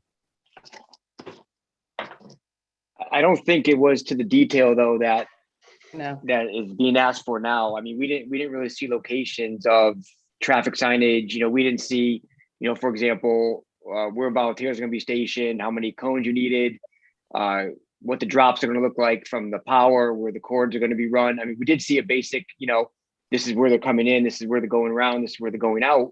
But I don't think it ever was at the level of detail that some of these council members are looking for. Right. And Terry and Mike, I think your original presentation had quite a bit more detail when you had pictures of the lights, the structures. And so that was pretty detailed, but I think most of the council had seen that. But as Ken and Barbara just stated, I think we're looking for an updated presentation that addresses all these current. Well, everybody has the maps. Jerry, I'm a little confused. Didn't we send all this? Yeah, I thought we did, but evidently they're looking for something different, right? We've answered the questions and sent the sheets, and we sent the detail, but the car flow, where the cars are going, where we would have signage, where we would put electronic signage. When it came to the electronic signing, we did leave it with the chief and that our Inspector Walsh, that we would take his direction and what we thought. We would rent signs, we'd do electronic signs like we do for the festival. We would do all those things, but we didn't necessarily know exactly where those were going to go. And I don't think we've hid anything. We've been very transparent. We're happy to send you more of the mapping information. I thought you guys had all that.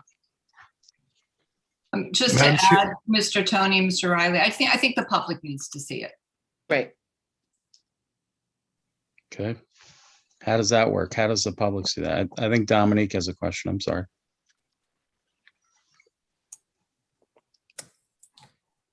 Mike, I'll defer to the chair. I don't know if. No, go ahead. Yeah. Go ahead. Thanks, Chair Young. I appreciate it. Thank you. I actually have a question that I see in the Q&A from a resident about carbon footprint, and I've been wondering, since this is such a car intense event, do you have any plans for carbon offsets for this? No, we do not. Okay. And I would tell you, I did some research on that. There's an event at Jones Beach. It's a very special spot. and they don't do anything. There's no, even with the birds and everything there, there's no offset there either. I don't know of a way to do that, and they don't either. Well, just to add, that can be done. There are options, companies that provide those services. I was just curious if you all had investigated that. So thanks. So another question is, what other venues in and out of Norwalk did you all consider? Well, I mean, the obvious in Norwalk would be, Cranberry Park, which of course is too small. Matthews Mansion, too small.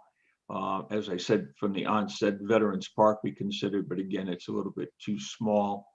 But we know of no other venues in Norwalk that could actually take a 1 mile, 1.2 mile run, which is the typical run that they do for these events and which recommended by the people that do it.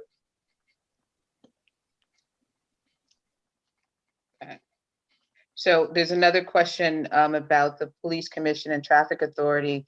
Does this item go before them? And I think the involvement of the police and traffic would be during the permitting process. I would assume that would be Right. covered under the normal, special event permit, public gathering permit. Right. As we've done for other events. And we've And spoken. let me just, Mike, let me interrupt one thing. Well, one of the intents going in as we went through round 2 of this, which started October the 16th of 2020, and it was a great suggestion made by Nick. I've been doing events in this town forever with various organizations, and I understand how the process works. But given the uniqueness of this event and the newness of this event, Nick suggested in essence that we do it backwards and that we meet with the departments, get some common understanding of the event, how it would work and what their recommendations would be. And I thought that to this point, it has been very effective rather than typically, you get a permit from the city to proceed and then you're marching around, because there's so many questions which are obvious tonight and have been in the past. So that's why this is going in this direction. And we will continue to operate that way, but then eventually get the final permit as standard procedure.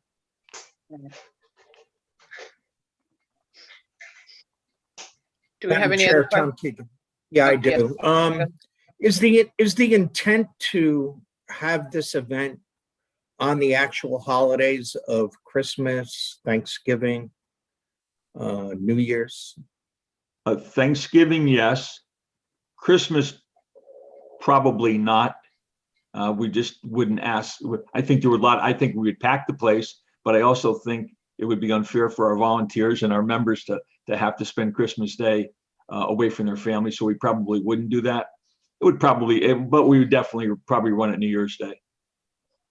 And my last question, having a law enforcement background for 40 plus years, my concerns as our Chief Koholics and Deputy Chief Walsh have to do a lot with traffic now.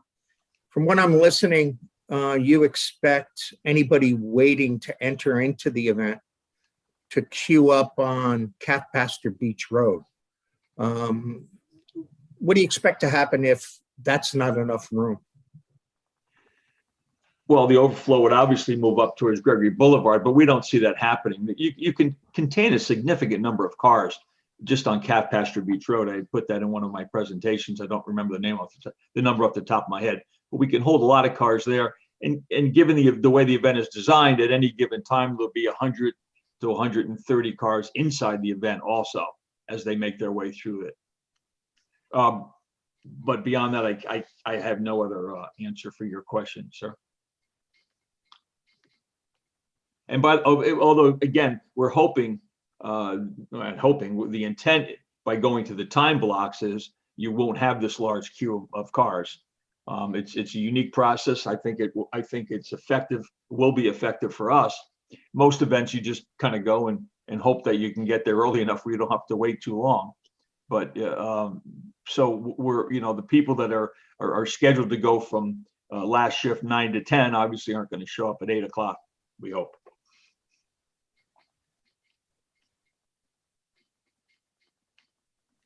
Another question, was a smaller event at Matthews Park considered? No, there wasn't enough drive room. I mean, was it considered, let me qualify. I apologize, Madam Chair. Of course, we considered all those options. We drove them, we walked them. We even took vendors so we didn't take them to Matthews, but we did it at Vets Park. So yes, they were considered, but they were eventually determined they would not be feasible. Okay. And I have to ask this question just for myself because it has been brought up as a concern. And I know that this is about, you know, the numbers and being able to make a profit. But, you know, a lot of folks are saying 6 weeks is a long time and 5 days a week as well. When you consider it during the holiday, people are shopping and are out. If you were to shorten it by a week or, you know, have it be done the day after Christmas or whatever that, you know, by the end of December, is that out of the question? It's not out of the question. It sounds challenging. Let's leave it at that. We can, you know, go back and crunch some numbers. I don't have them memorized, but yeah, every time we take time or people out of the event, it costs us money. But you know, we could answer that question at a later date. I would say that we really want to go the longer. It's for this much of an investment and everything else. Plus, statistically, people say that it's quite busy.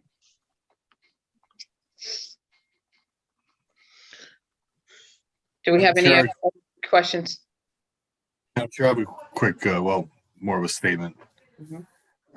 May I suggest that perhaps we work offline to perhaps get some more information together? I understand many listening and many on this call expected some sort of visual Mhm. on what's being presented, and even personally, and I know I've seen a few things over the past few weeks, but you know, I mean, but in our backup information, we basically have a Google Map with a marker for start and Right. finish. So may I suggest like offline, we have some conversations. I think we got an idea what everyone's looking to see and put that information together and hopefully have it by our next meeting in June. Well, in all due respect, we'll absolutely get all that to you, John, but we printed a lot of stuff and we emailed a lot of stuff. And we have a whole package and we'll be glad to send it 100% again to you. May I suggest before Mike and I, we've gone down this road already. May I suggest either the city on our end or you be prepared with some sort of PowerPoint If they asked us presentation. for that, we would have done that. We thought that was not something that we were even going to be allowed to do today. We would have done I it. understand, but it sounds like the consensus of everyone here is they need to get some eyes on visual on what's going on. And so it's, if you could perhaps facilitate that request at the next meeting, I think it'd be very We'll get helpful. it to you very Not just soon. for us, but for you. Well, the only thing I'm going to ask is who will be the point person representing this group that we could meet with or speak to with regard to what's needed and whether or not it's adequate. We don't need to come to another meeting and you know and go through this and find out that we're missing a point that you really want to know. Well, I mean, obviously our chair Well, and through the chair and to Ken. So I think all that information goes to Ken and you copy me on it, of course, and we get that done. And then that has to go to the police and you know, we'll do what we need to do. But as John mentioned, a visual is always helpful. And I think the first presentation was a great visual. And incorporating everything we've talked about over the last few months is going to be helpful for us and the committee and the public. I'm sorry, go ahead, Ken. I just want to clarify to the applicants, you guys, beginning of May, you sent an email which with the revised application attached to the email. And in that email, it said, please disregard all previous applications as this submission includes updates and operational requests made by various city departments. So we actually just copied that email with attachments, and that's what this committee has. Because as you know, there were many itinerations of these plans throughout the course of the last year. So being that, you know, we were told to disregard our previous applications, we just included what was attached to that email and gave it to this council, this committee for review. Yeah, well, the reason we said that, Ken, obviously, is you're right, because there were different iterations and there were, I mean, the first one had no restriction on cars, had no time restrictions whatsoever. The second we sent in, again, had what we thought was all the information needed, but apparently it's not what you're looking for. So again, I just, I don't want to show up here again in 30 days and have somebody said, well, why don't you have this? I mean, we know most of what we need, which we thought we presented before, but we're going to do it again as requested. In other words, we just like to go to somebody before the meeting and say, do you think there's anything missing? I'm not asking you to do our work for us. I mean, you're the one you're requesting the information, and there could be some piece that, while we don't consider relevant, I mean, in terms of whether it be the color of the lights or something like that, yet one of your members may. So how do we avoid ending up in this situation again? Hey, Jerry, if I could jump in there to that point, can you also include what the procedure would be or how you would handle if, let's say there was like inclement weather coming in, if a snowstorm was coming in? Sure. Oh, yeah. Sure. We discussed that as well. Yeah, no problem. That's easy. Thank you. And the one thing keeps popping up, and Deputy Chief Walsh and Chief Kohalik make mention of it, and others have as well, as the bottleneck of those coming for pre-sales or not coming with pre-bought ticket and arriving and being turned away, and how do we turn them around? I know Mike and Jerry, you touched on that, but maybe we can get into a little bit more detail at the next meeting. And as far as how we're going to get around that issue. Because I understand social media, the news will get out there. I understand all that, but there will be people that will just show up to this event expecting to get in and without a ticket. Just fun. I just wanted to close on one thing. When it comes to the safety and everything, we believe we want it to be safe. And we've talked to the police. We had some great conversations with them. We work well with them with the Oyster Festival. And we wanted to get this approved and have a conversation and talk to them about, we've had some number of conversations of what's needed. And we're perfectly willing to continue on this. Sorry, David. That's all right, Mike. Just one last thing. I mean, just to sort of speak about what I know. I'm not a member of this committee, but I am a member of the council, is going to have to vote on this.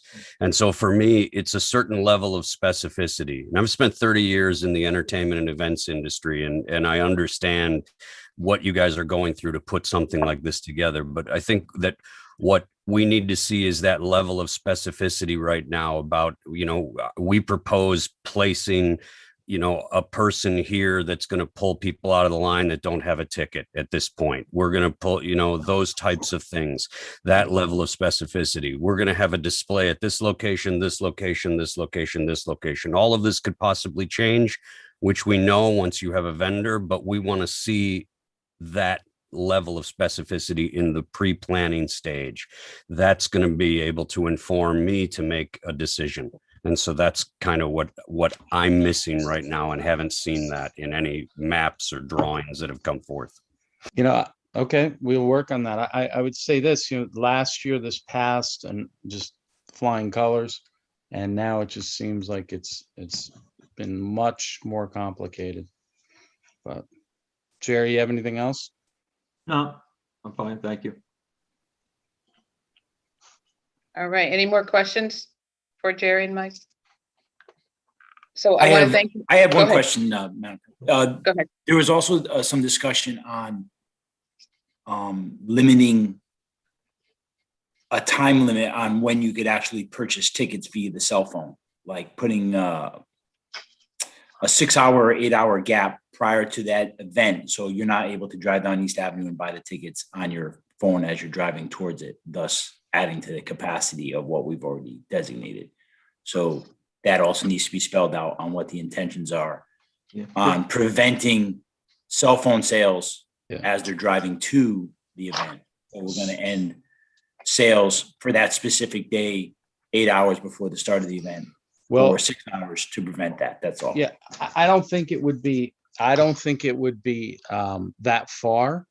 But, electronically, we can shut these off. And if it gets, with splitting the crowd, it's going to be much easier to control because they're splitting it in time slots.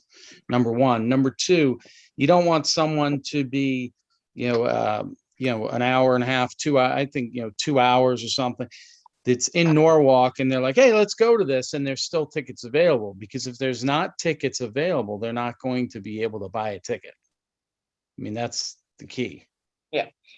And to Deputy's point, and also the chief made this suggestion as well, that you can tighten that a little bit, but these are things that we can talk about offline. Chief, I know you talked about, you went to an event where the time slots are even shorter, tighter. I went to that event as well. We wouldn't be able to tighten it to, 15 minutes for a drive-through situation like this. We wouldn't be able to do that. Right. I would tell you this, out of 31 of these, there's only one of them that I'm aware of that does any time slots. And it's actually Giant Stadium. And they're the only ones that do a big light show like this that has time slots. And it's a massive one. And it's not Giant Stadium, it's at Patriot Stadium. Patriot Stadium. But tightening it more than we have, we can look at it, but I don't think you can make it, 15 minutes, a half hour. We talk to our vendors, and this is what they said. If you're going to do it, have to do it, this is what you should do based upon the data of the ticket sales. And they have it all there for us. Yeah, the point, go ahead, Chief. No, I just have to disagree with you. I went to the Terrytown exhibit last year with my wife, and it was 15-minute time slots. So they do have events that are using small time slots like that. I'm not saying not the big ones. 15 minutes, but yeah. You said that there's only one, and it's Giants. It's Patriot Place. So that's in this level of show, I should say that. And the one last thing that we need to keep in mind, and I know the ENNA brought this up, was potential for the DOT project. And so we have to be mindful of that potential issue with traffic. Yeah, I did some research on that, but I'm not, the DOT. Right. And the research that I had found out from that department, because we are stakeholders in the bridge, obviously, is that during our time frame, they will not be working or closing East Avenue. Could that change? Possibly, but that's what they told us.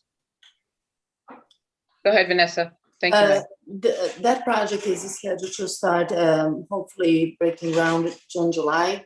There will be some closures after Labor Day on East Avenue, not before, because of the summer. That was the restrictions from traffic authority. So probably there will be some closures during the winter after Thanksgiving. It will depend on what kind of work they'll be doing. I don't think we can assume for sure that there will be no closures, because they're gonna pretty much start closing in September. We have to see by then where they will be, but it will be there is a big chance that there will be closures at night and maybe over some weekends during the show.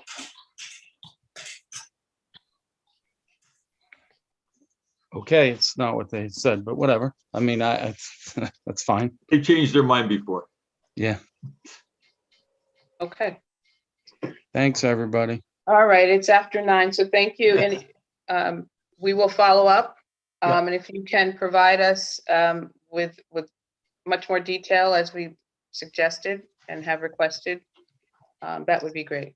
Yeah, in closing, if you guys wanted one for us to do a presentation, I just wish you guys let us know that, because we would have come with a presentation if that was, what you were looking for. Thank you. Thank you. Good night, everybody. Good night. Night.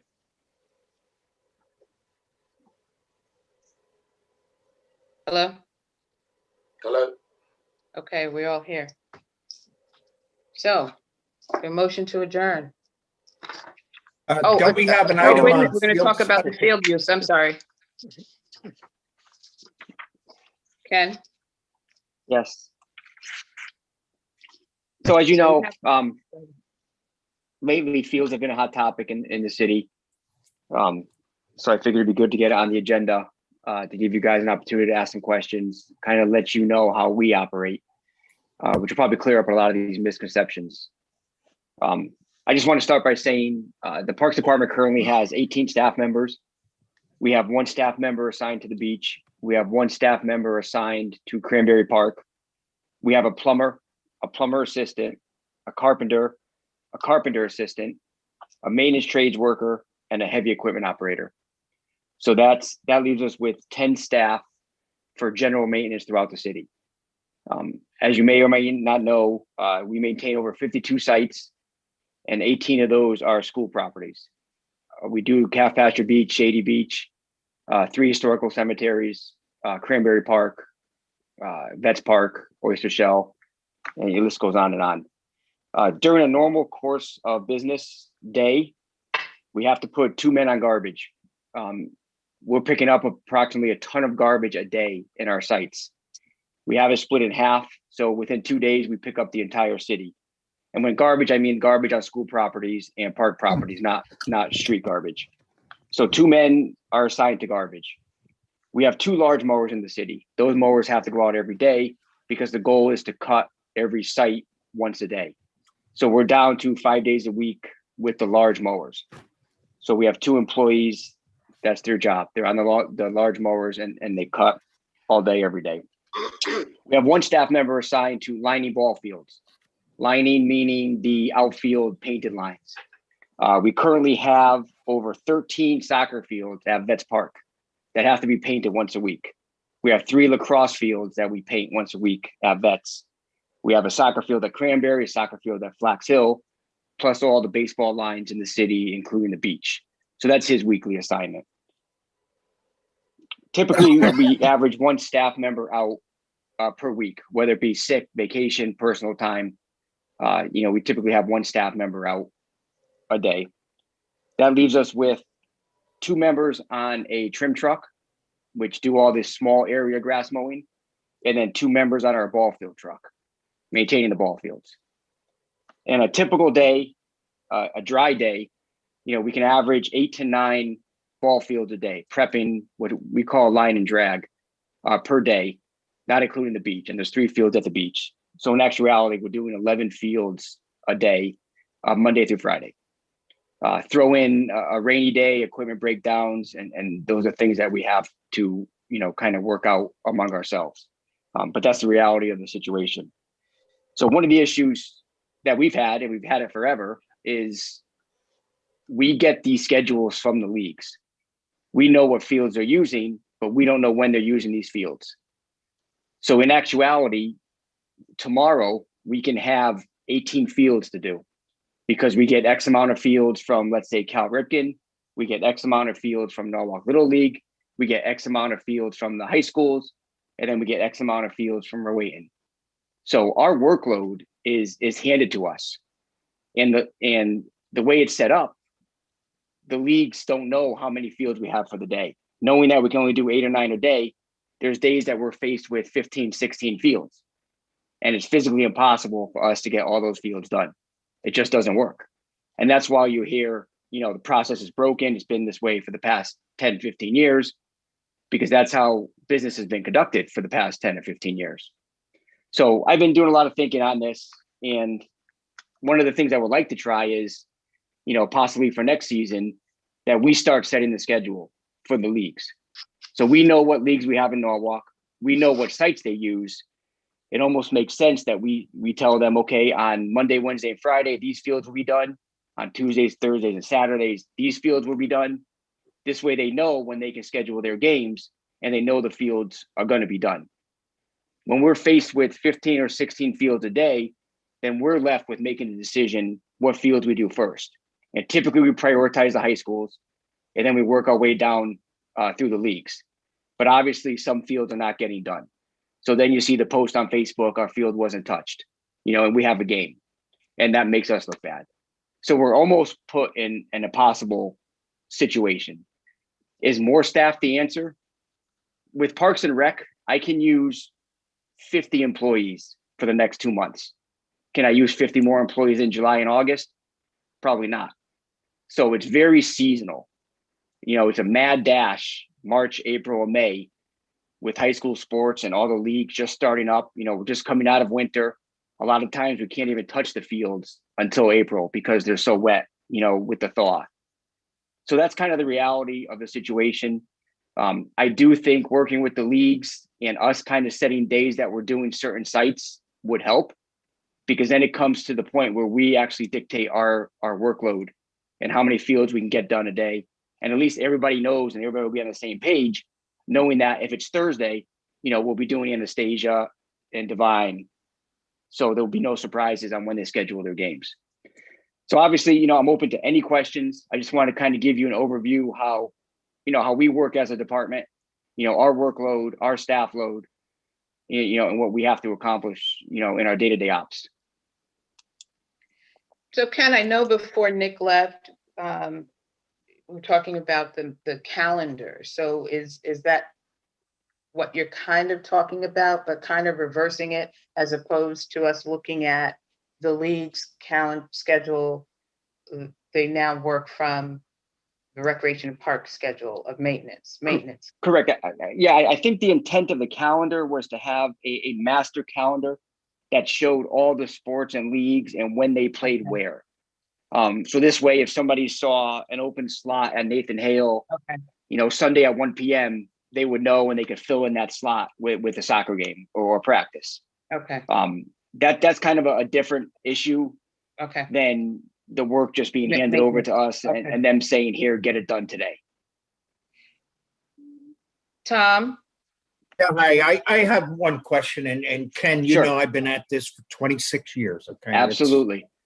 It's you and I sat in the same room many, many times.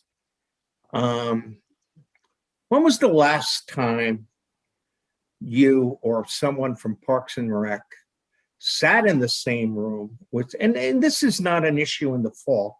This is a spring issue. This is baseball, softball issue. It's about the ball fields.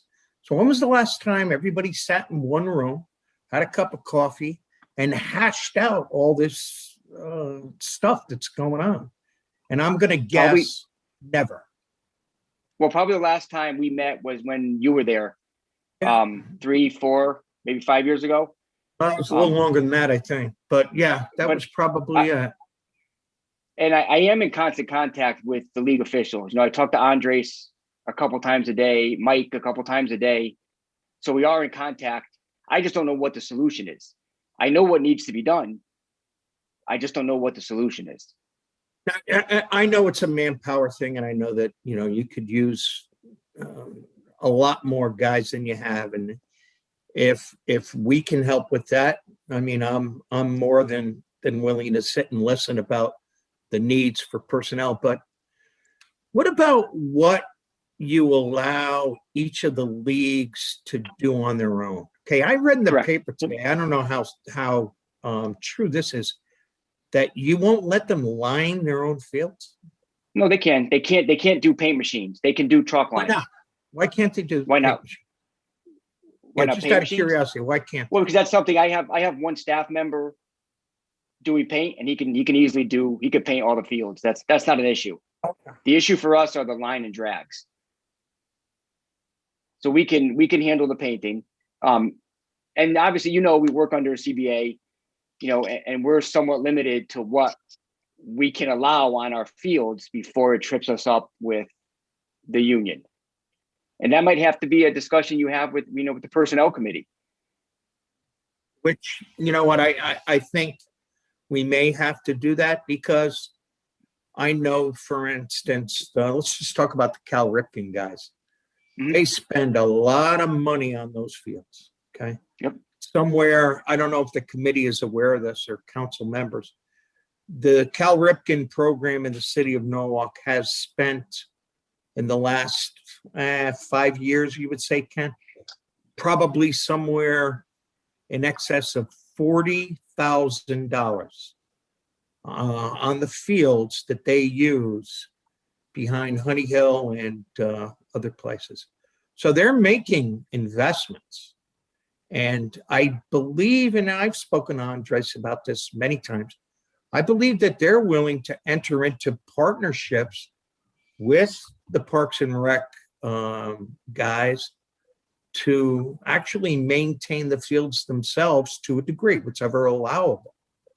We talked about this time after time after time. A few And years I ago, just think- Tom. I'm Okay, sorry. I sorry. just think we No, can no, we okay. can work this out. Yeah, a few years ago, I think the first time I was interim director, I did work with Andre. It was actually Tom at the time, and we did have a company that did fields, I think 3 days a week for them, and we did it the rest of the time, and it worked out well. And then the union got involved, and it had to be stopped. So that's why I almost think it needs to be the level of the personnel committee, and the city needs to make a decision. That's not something I could be made as a director, interim director, or superintendent. Well, I just sincerely appreciate our chairperson, Young, bringing this to the forefront, and you, Ken, for being so forthright, because it is something that just every year, I mean, it's broken record. It happens time after time. And, and no one's to blame. It's just, I think the whole system and the process, we need to sit and come up with a solution. That's all. Agreed. David? Yeah, just a question. You mentioned something a moment ago, Ken, that you don't need you need those guys for a couple of months, the extra staff. Is this a possibility that the union would allow that you subcontract with another company that does this for that period of time? So that puts us over the hump. Again, I know this gets into a cost issue and it's going to end up on our plate to deal with, but I agree. Reading the stuff in social media, and I feel for everyone. And you want the fields to be the best, but you guys, like you said, if you have to do 16 in a day, you have to prioritize, and that becomes an issue. And I don't know if that's even a possibility. If there are companies that do that type of thing. There are companies that do the line and drags, but as I said prior, it becomes a CBA issue. So it gets a lot more complicated when you say subcontracting out work that falls under the CBA and the local 2405. So I think that's a discussion that needs to happen, above me. Okay. And it sounds like a serious discussion for our budget, moving forward. I mean, when we go through that process again, what do we realistically need to maintain our parks and fields?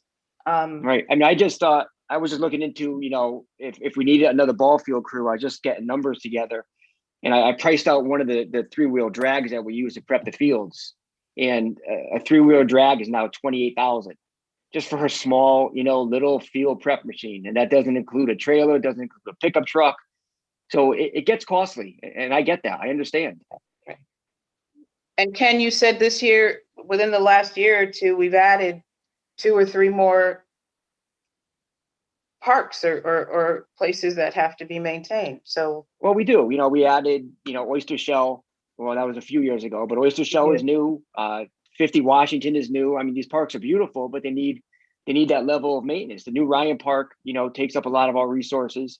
So, we are getting, other things thrown at us. And through the time that I've been here, which is now 13 years, I've actually lost 2 driver classified employees, because when they created the plumber assistant and the carpenter assistant, they didn't give me new employees, they reclassified existing positions. So they actually took away a driver position to create the plumber assistant. They took away a driver position to create the carpenter assistant.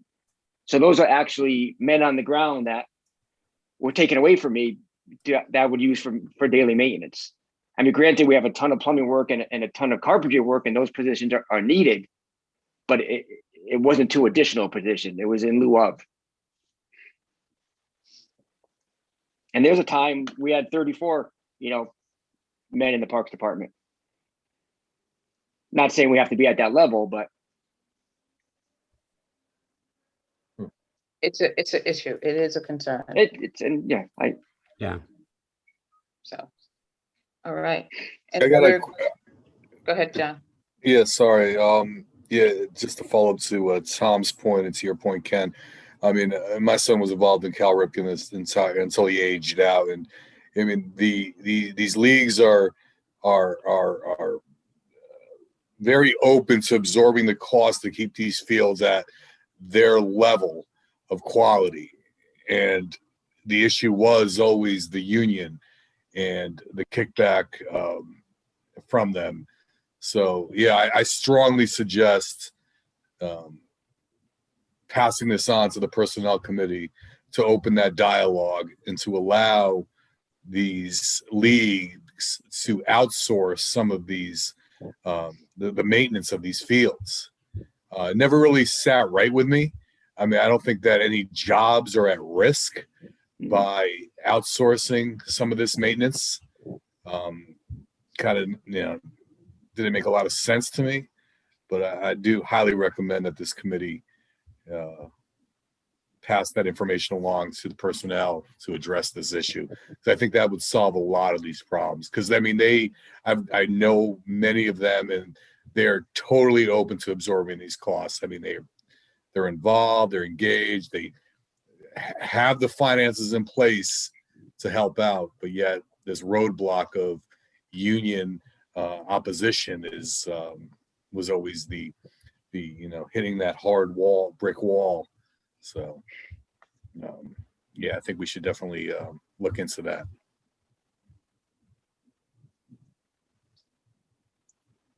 I agree. Okay. Anything else? I think Dominique has a question. Dominique? Thank you, Chair. Thank you, Ken. I've been hearing too from, and I know you have, from folks, PTOs in particular, who do trash pickup at school grounds. And I think that, I know this is part of what you're mentioning, and I'm glad that personnel and community relations can hopefully pick this up. What do you suppose is the schedule, just so we can get that information to these parents who do a lot of these trash pickup events? Like, I know we've got 2 folks on trash every day, but how frequently do you think they make a pass over every school in Norwalk? Like once a month, do you think, or? Sure. Well, two things happen. The garbage truck visits each site twice a week to empty the big green 95-gallon total cans that are around the site. And then we have 2 part-time staff that all they do is pick litter. So they hit the site probably once every 2 to 3 weeks. That being said, they don't hit every site in the city. The reason being, they spend a lot of their time at the trouble sites. Sites like Flax Hill Park, Veterans Park along the water, the new Ryan Park. So a lot of those resources are spent at the sites that have recurring trash issues. And then typically if we get a complaint at a school, then we'll send them, to one of the schools. But right now we're not on a scheduled rotation for every school property because they're spending more time at the public parks property. I would like to see it. I don't know why this happens. Each school, why it doesn't happen, I'm sorry. Each school has their own set of custodians. In the past, the custodians used to take a quick run around the building every morning, quickly pick up any glass or let us know of any major issues, that we can address at the schools. But I don't think that happens anymore. But that kind of made sense to me because, there's custodians at the schools every day. We're not. Exactly. Yeah, that's a great point that I didn't think of. I would like to know that answer too. David, are you? Yeah. Thank you. I'm sorry, Dominique, were Madam Chair. you finished? Oh, sorry. Oh, yes. Thank you, Chair. I I'm appreciate sorry. the opportunity to speak. Thank you.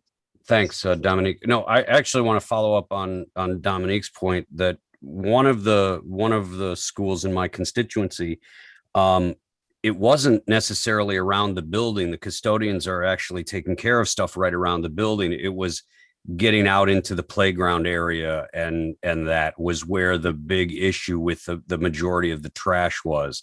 And I think that the custodians are doing what they can up close to the building, but it becomes untenable, as we know. I mean, you talk about Vets Park and the garbage out there, and it builds up, and it is a problem, I know. And anyway, thank you for the information. We'll Yeah, and we try and pass that on.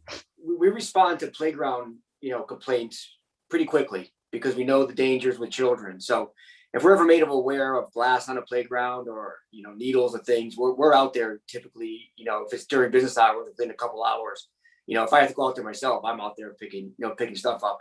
I would love to have somebody, staff for every single school that we could be there every day, but that's just not the reality of it. Okay, thanks. Any other questions? All right. It is 9:26. I'm sorry, John? I'm thinking we just take this a step further and not kind of like have this just fall into the abyss of action, and perhaps make a formal recommendation to the Personnel Committee via the Recreation and Parks Committee to begin union discussions to outsource field maintenance. I would say some field maintenance. Some field maintenance. So to that effect, I'd like to vote to suspend the rules to add the recommendation to the Personnel Committee to discuss outsourcing some field maintenance, to discuss with the union some field maintenance.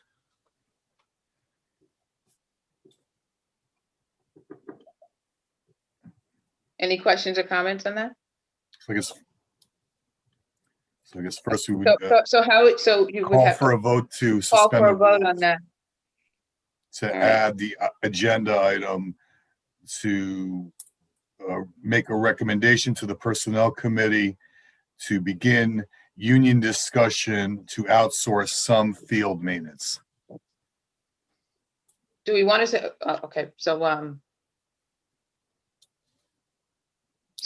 we have to want to make a suspend the motion to suspend the rules so a motion to suspend the rules, so we have to take a vote on that.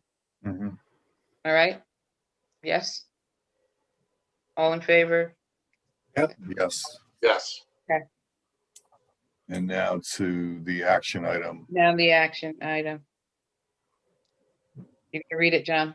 To recommend to the Personnel Committee to begin discussions of the outsourcing of some field maintenance.